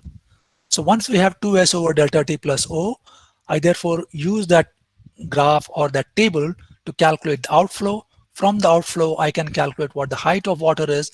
And from the height of water, I know what the storage is, therefore, at the first time step. Okay. Then the next time step, I'm now going from 10 minutes to 20 minutes. I now come back, I sub j plus 1 is 10 plus 20. That gives me 30. This 30 I add to 2s over delta t minus O from the previous step. So 30 plus 3.7 makes it 33.7. From 33.7, I use the table or the graphs, the stage outflow relationship or the storage outflow relationship to come out with outflow of 5.8 and the corresponding height as 1.6. And this is 836.7. I should also point out that once this outflow is given 3.2, so from this 3.2 outflow, I can use this relationship over here O sub j is known, so I can use this relationship, and then from 3.2 I can then figure out what this quantity is going to be. So we essentially use this method where we are stepping out in time. We have the continuity equation and basically the geometric characteristics to create a table which then allows us to compute over a function of time, given an inflow hydrograph, given state storage relationships, what the outflow rate is going to be, how the height of water is going to change, and what the storage is going to be. Okay. So so what this is now showing essentially over here is this entire calculation then. So as a function of, these are time steps at 10-minute time intervals. Let's say the inflow hydrograph was given by this triangular hydrograph. Again, in this example, so we have the inflow values. We computed all the outflow values as shown over here. And then we completed the table that we had started. We had only looked at the first two time steps. 2s over delta t minus O leads to 2s over delta t plus O. We find the outflow, we find the height, and we find the storage. And then as a function of time, we can plot the outflow rate. Okay. And then since we have time over here, as a function of time, we can plot the height of water. We can plot the storage that we are going to have as a function of time. So this basically is then the last step that one has to do in detention storage design. And now what is required is to examine this outflow curve and see that the peak value that we get is less than what design considerations say. As I was indicating, if we were to use the Tippecanoe regulations, they would say that you have to do this first when the inflow values over here are determined by a hydrograph for a 3 or 10-year return period, and then another calculation for a 100-year return period. And for both of those, we would have different criteria governing what the outflow can be. So one would have to then do all these calculations and then demonstrate that the outflow, maximum outflow that we are getting based on our design detention storage is indeed going to meet regulations. And that design would have to be submitted to, in Indiana, that would be the Department of Water Resources, which would then approve the design. So these are the topics that I wanted to sort of talk about. And with this, I'm going to try and answer any questions that you may have. In terms of closure, we talked a little bit of about storm sewer design using the modified rational method, using the rational method and uniform flow. And the other design that we talked about is stormwater storage. Modified rational method for estimating storage volume. Pre and post development conditions are involved. That gives us an estimate of how much volume. Then we have to see where we can store that volume, what kind of storage structure, and perhaps use level pool routing technique to check for compliance with regulations. Okay. A more advanced topic, more detailed analysis would require a deeper understanding of open channels, and you would use more, let's say, more sophisticated software packages. So with that, let me stop, and we have about half an hour, perhaps a little more time, to see if there are any questions or any explanation that are required. So I'll stop over here and turn it over to question and answers. Thank you, sir. And let me know if it's so good to stop sharing the screen now. Yes, sir. Okay.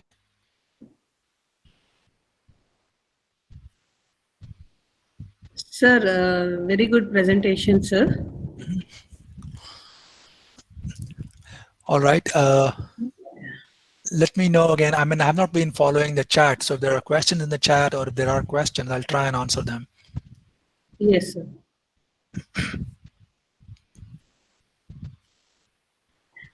Sir, the first one is, what are the softwares that are freely available for a stormwater sewer design? Yeah, so this is what I was looking at. I could not find a free software that does design. In fact, I was looking for it, that actually does design. EPS Swim is available as a software, but it's an analysis software. It's not a design software, which means more work has to be done to figure out how to use in a design mode. What Swim does is EPA Swim, which I think is perhaps the closest or the most relevant. If you give it pipe sizes, slopes, and everything is designed, and if your detention storage, everything is put in, then it will essentially do the forward calculations. But it does not automatically tell you, given the terrain, given what we have, what pipe sizes should I use, what slope should I put them at, what should be the detention storage that I'd have to require. All of that is not feasible through EPA Swim. The software that we use for design and giving projects to students, I think we use or I use the Bentley suite of softwares, which is STORMCAD, but that's not free. And that is a proprietary software. So I could not find a good or easily use, or certainly a public domain software. Many of the consulting companies have their own software or their own spreadsheet tools that do some of the things that I was showing you, even for the rational method, or for this level pool routing, or for detention storage estimation, and so on. So I don't know next one. Yes. Yes. How to accurately quantify stormwater runoff, taking into account both land surface cover and climatic conditions?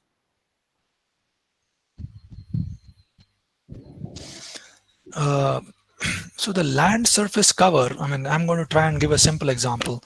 So the land surface cover and climatic conditions, if the land surface cover is going to be changing with time, if land use is changing with time, then it's obviously a difficult problem. Otherwise, the land cover, if it's fixed, we sort of have a way of saying, okay, this is what the runoff coefficient is, or this is what the curve number is for this land surface, and so on. If they're going to be changing with time, then it's a more complex problem. For climatic conditions also, I think I tried to, this question came up when I was talking about rainfall as well.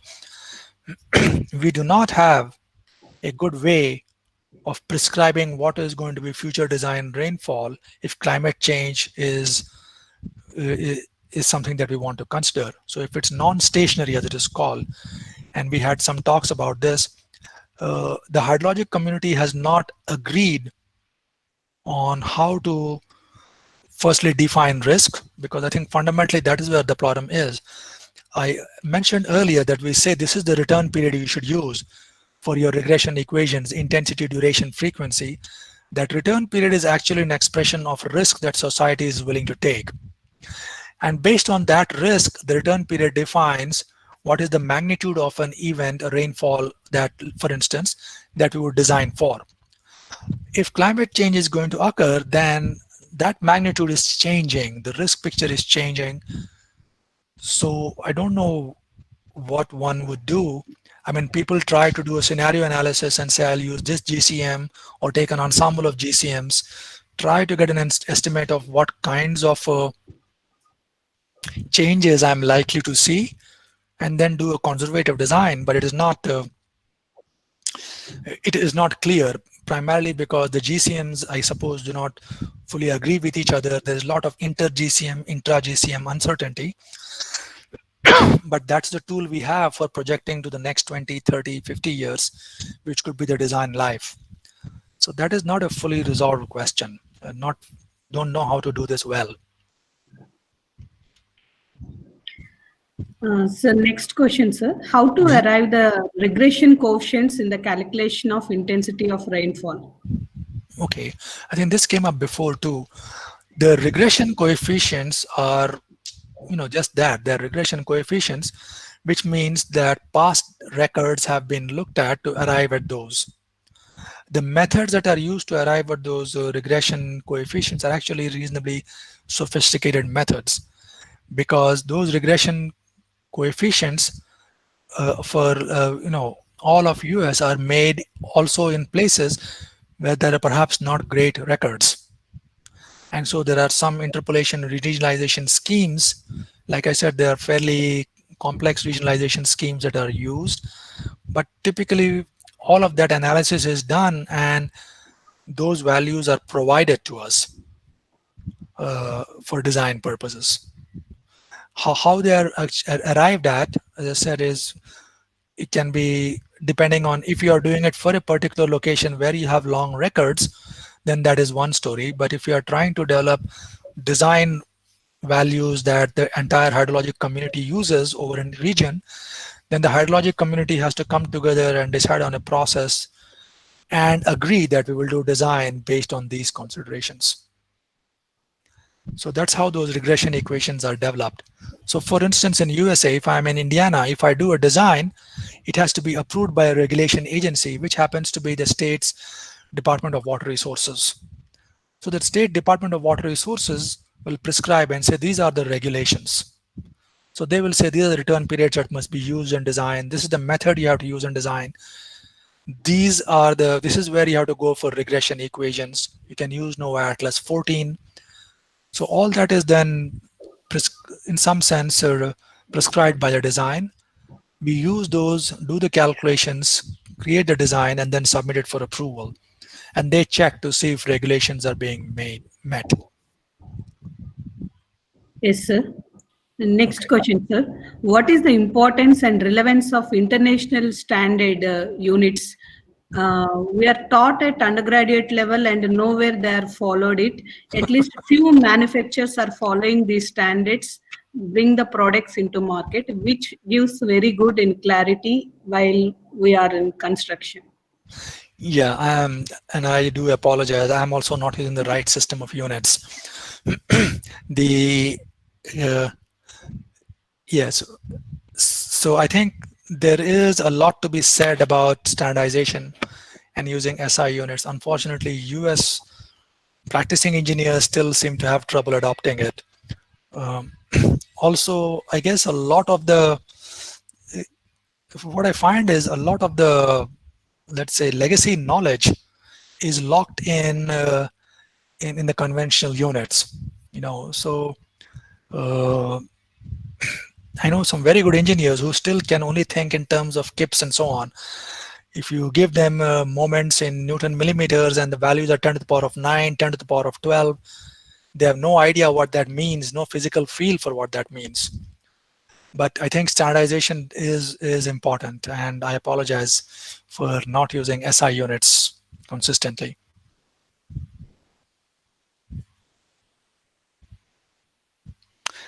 Not okay. So next one, sir. What would be the role of slope in selecting the diameter of a pipe? Well, the slope is, if you look at Manning's equation, Q equals velocity times area. So, and then the velocity is 1 over n, hydraulic radius to 2/3, s to the power of half. So the flow discharge, and in fact, for that matter, the flow velocity, assuming it's flowing full, is proportional to the square root of the slope. So slope does have a large role about how much flow you can accommodate in the pipe. You increase the slope, you can accommodate much more flow.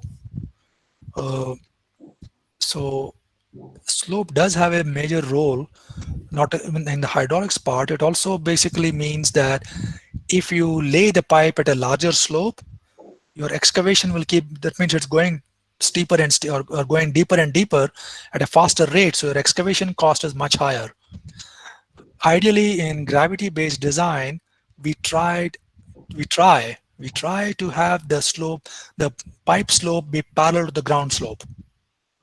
And therefore, if the terrain is accommodating, and that's why terrain becomes important in gravity sewer design, or in fact in any storm sewer design, whether it's sanitary sewers or storm sewers.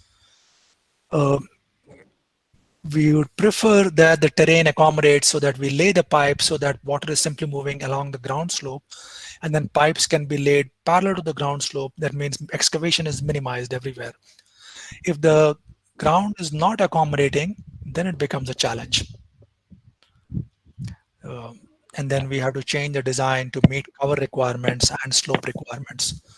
So slope actually, especially for gravity flow sewers, storm sewers, and in fact, again, same for sanitary sewers, slope actually plays a very important role in the design. Yes, sir. Next one, sir. Mhm. Is there any option for modeling combined sewer? Is there any option? Well, I'm going to loosely say yes, even though I have not done it.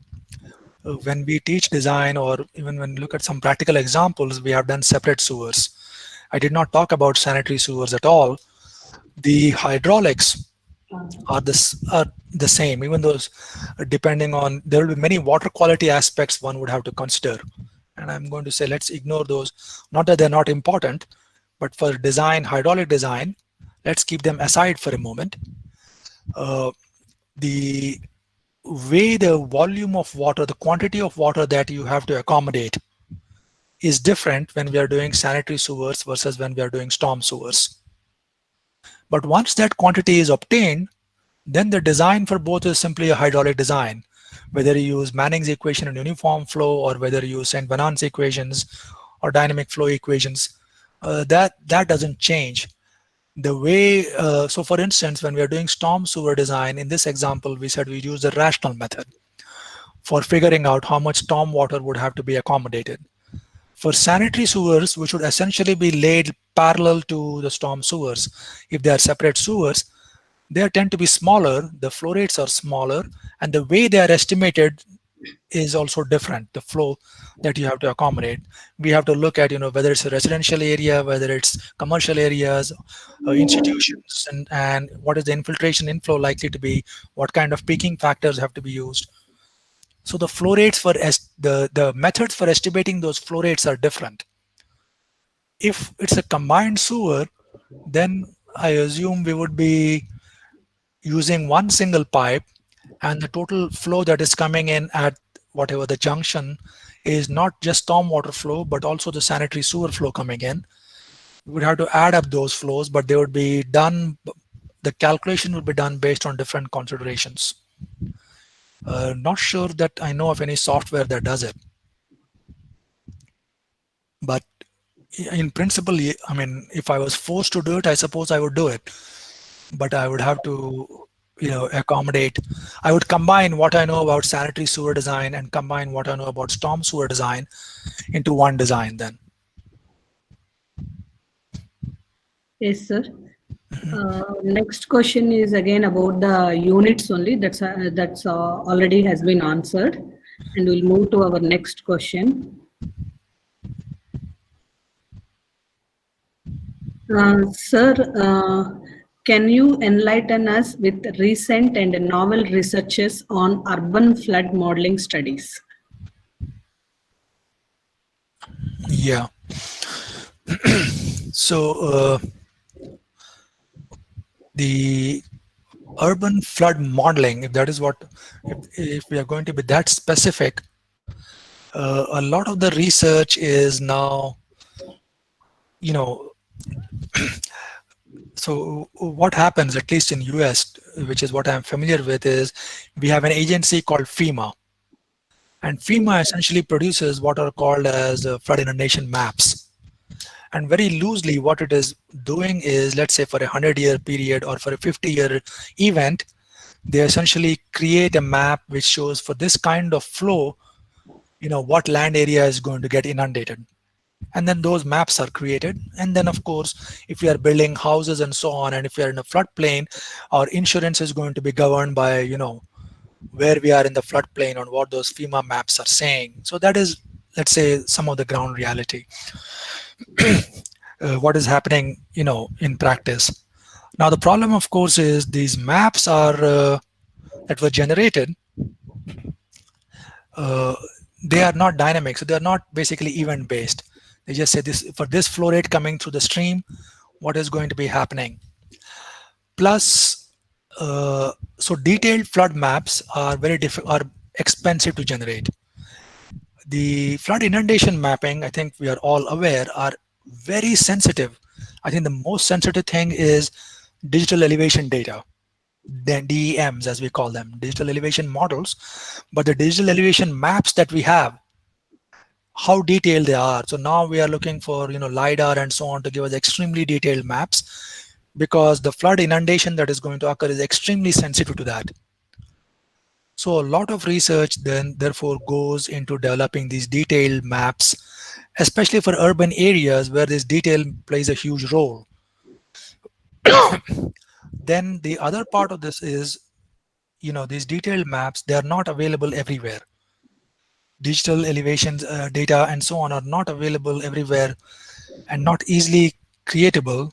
So quite a bit of research is also going on. Are there easier methods of figuring out how to get this flood inundation information? Easier in the sense, should be computationally easier and should be based on more easily available data. Because if it requires very high digital elevation resolution, that means the computational burden is going to be huge. So quite a bit of research going on is saying, can we use surrogate variables like, for example, soil types and so on, to estimate what would be flood inundation maps if detailed elevation data is not readily available or not readily calculable. So that's one area. This is just specific to flood inundation modeling. That is what we're talking about. I think also mentioned there is quite a bit of effort going on in trying to make this information be easily available through, let's say, an app over my iPhone or whatever smartphone device I have. So if I'm interested in what is likely happening to where my house is, or my particular pond or particular neighborhood park, to get to that level of detail, how to make that information available. And the other part of the research that is going on is not just flood inundation mapping in itself, but what other systems and what other infrastructures are going to be affected. How is the electrical grid going to be affected if flooding occurs? How is the transportation network affected? How is healthcare affected? Are routes to hospitals going to get blocked off and so on? So a lot of research and interest in doing the system of systems and very much more holistic approaches.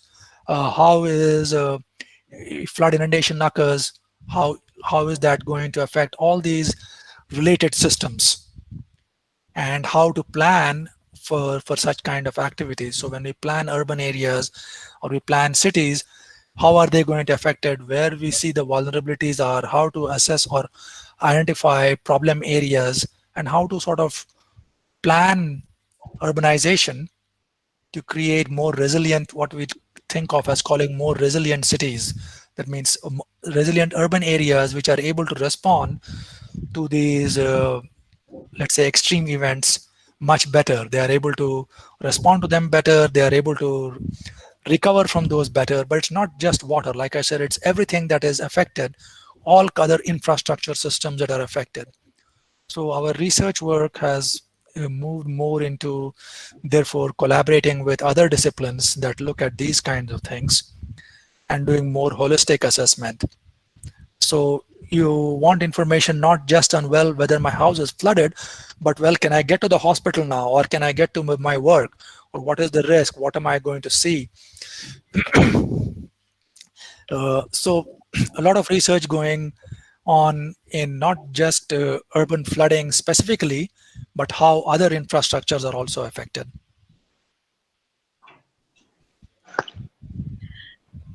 Sir, next question. Minimum velocity or cover velocity is increased for 3 feet per second than to India 2 feet per second, means greater covering velocity reducing sedimentation.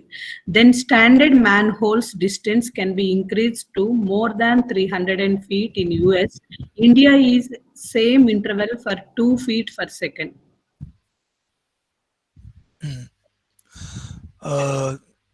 That may be usually the 2 feet or 3 feet per second, I assume, is the self-cleansing velocity. The scour, I mean, maybe it's a terminology thing. So when I think of scouring velocity, that's the higher end. We don't want velocities to be very high so that it will scour the pipe and erode the pipe away. But we want a certain velocity so that it doesn't deposit into the pipe. It keeps going moving along with the flow. And as I said, the design is very much governed by local regulations.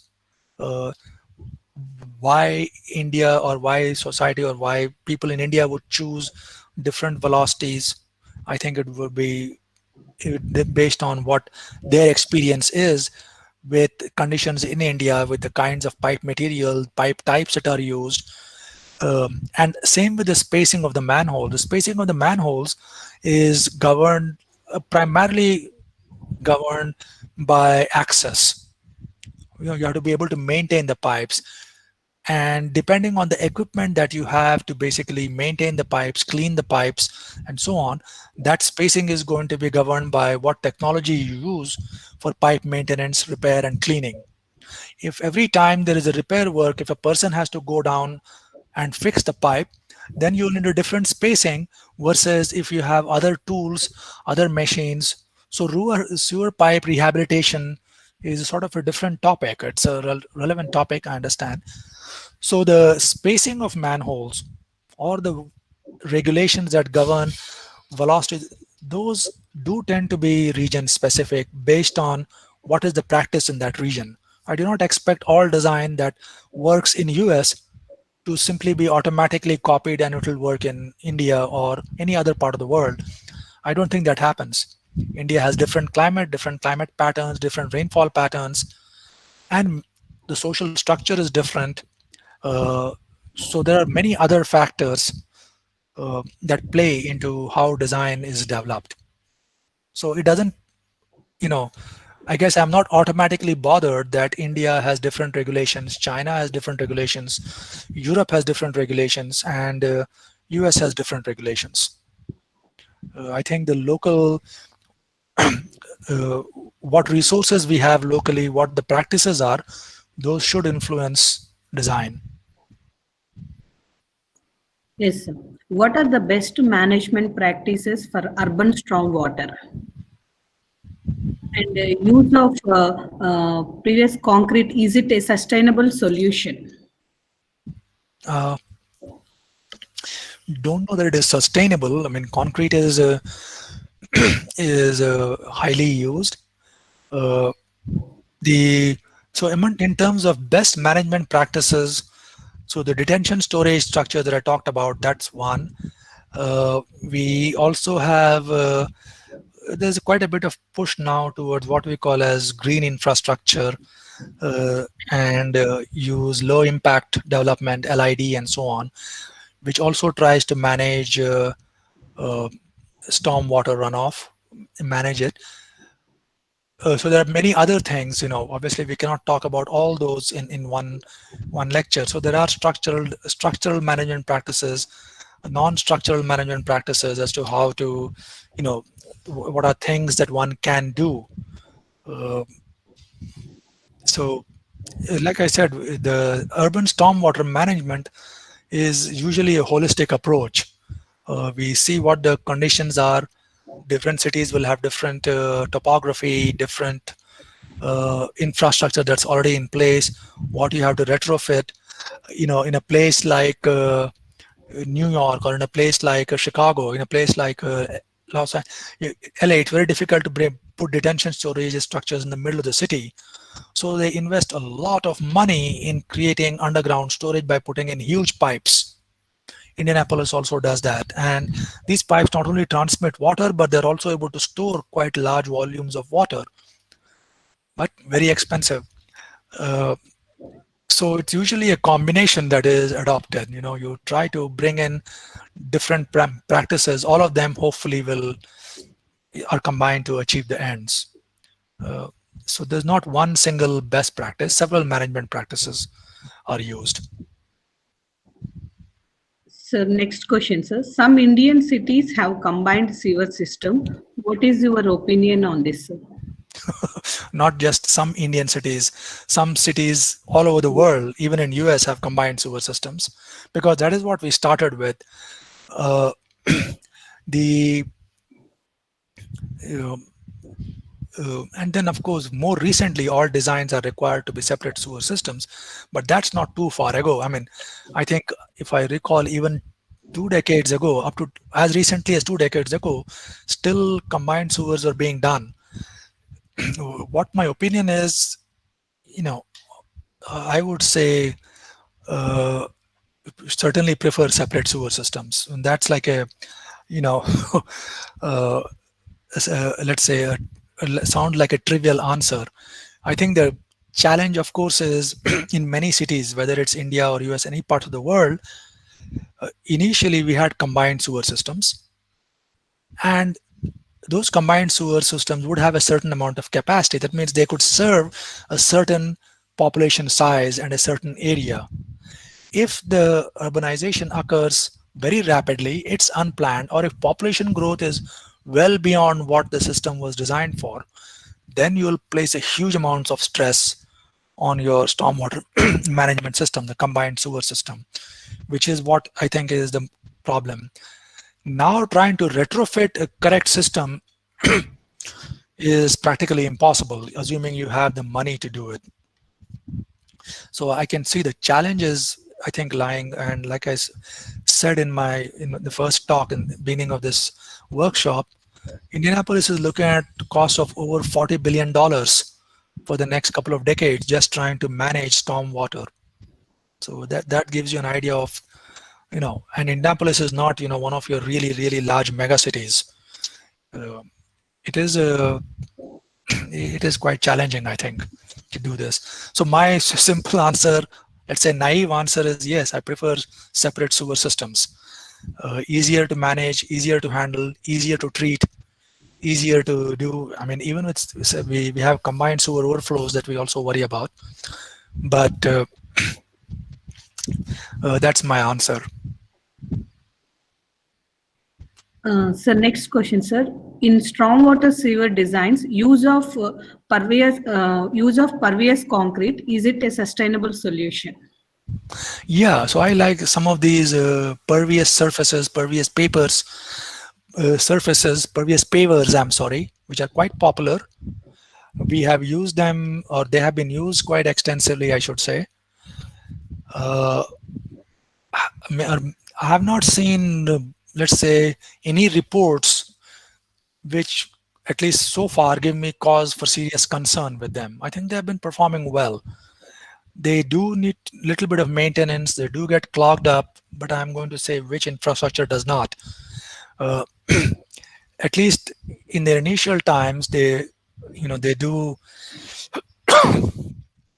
seem to be performing well, and they can be done quite aesthetically also. So I'm going to say I'm in favor of them. So at least I have not seen or heard of reports where they have been severely criticized or their performance has given cause of concern. I mean, eventually with time, they'll get clogged up, or they could get clogged up and would somehow have to be rejuvenated, I suppose.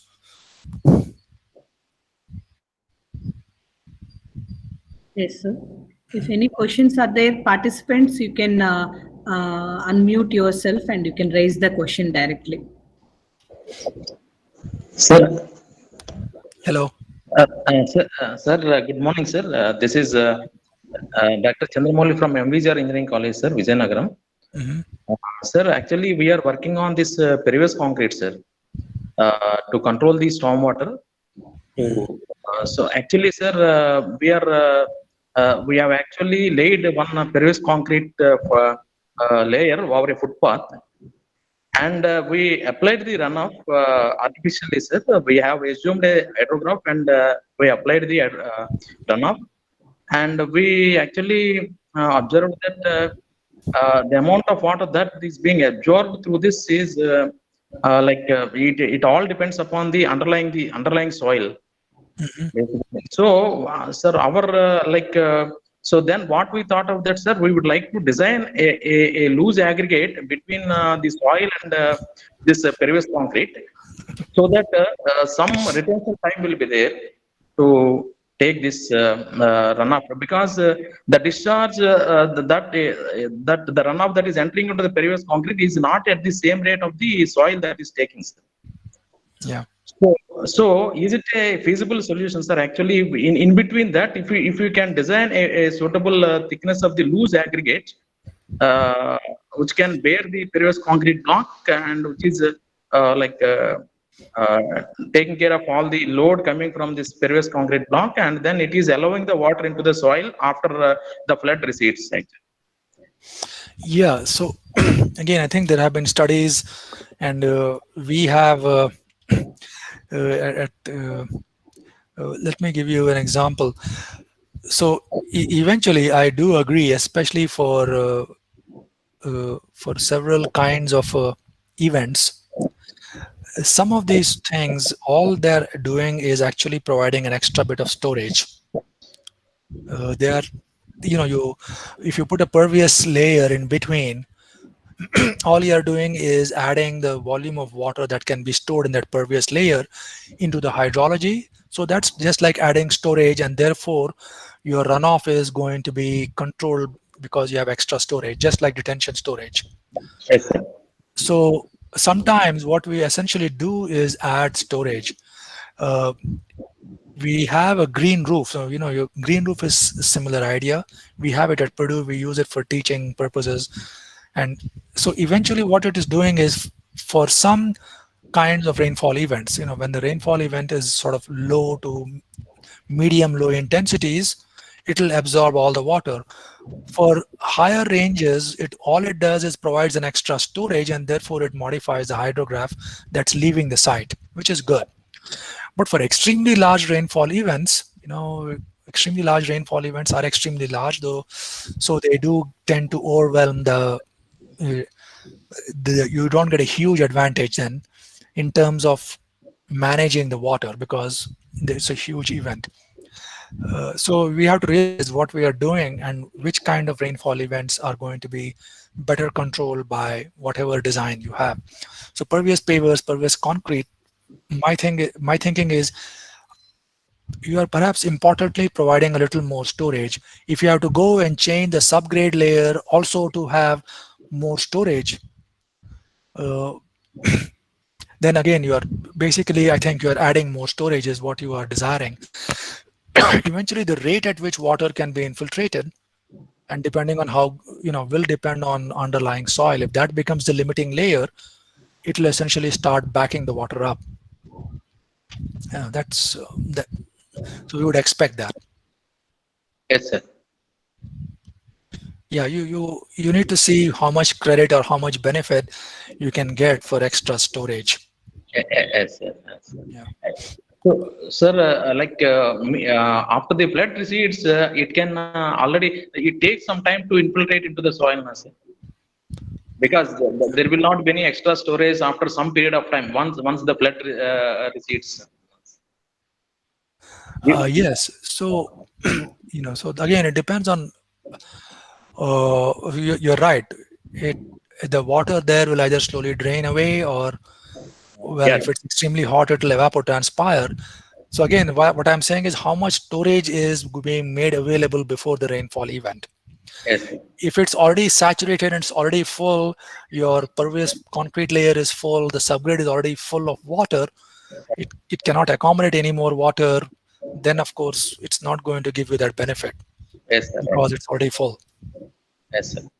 Thank you so much, sir. Thank you so much for your. Yeah, good question. Good question.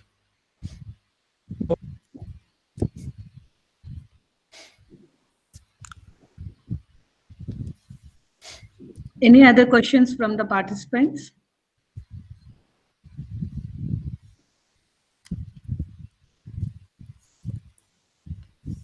Sir, this is Srinivas. Hello. Sir, this is Srinivas. Yes, I can hear you.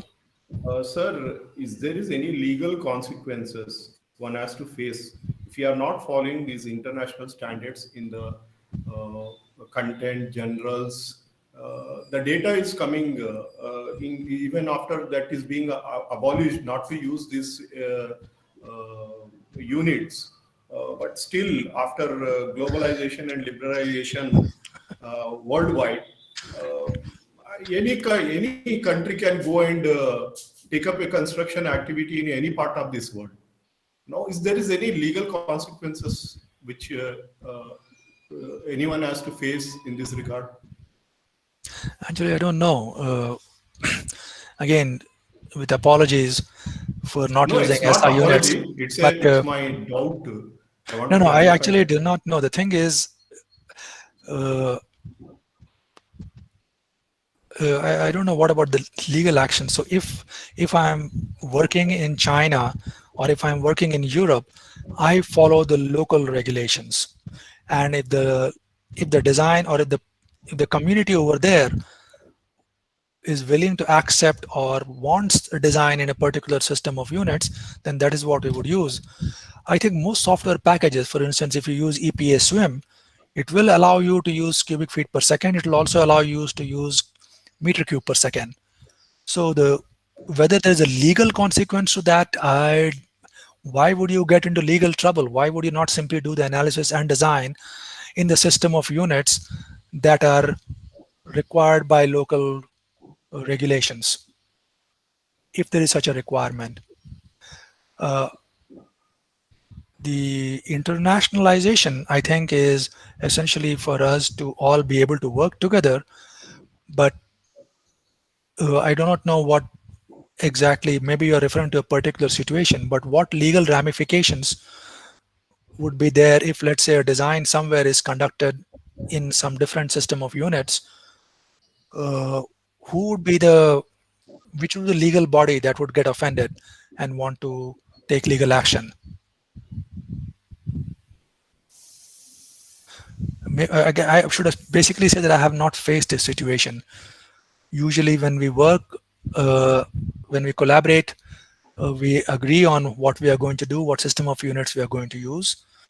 If we are doing design which is specific to a certain region, we ask for what are the regulations that govern design over there, and then use those.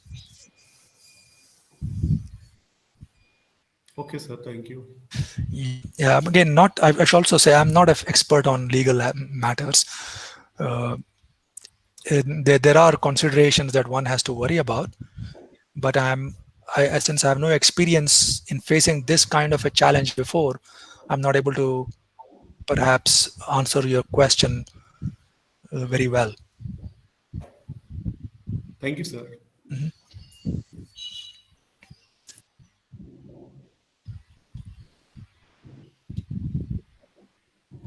Any other question? Sir, if you don't have any questions, shall we close the session, sir? All right. Okay. I think that's good. Yes. Thank you so much, sir, for your elaborative lecture on design considerations for stormwater sewer designs and the storage works. I hope all the participants would have gained ample of knowledge on this particular topic. Thank you so much, sir. All right. And I appreciate all your participation and the questions. Very, very appreciative of this opportunity. So, thank you, sir. Okay. All right. We can log off now. Sivaparthi, is that okay? Yes, sir. Okay. Yes, All sir. right. All right. Good afternoon, everybody. Yes, sir. Thank you. Thank you. Yeah. Bye.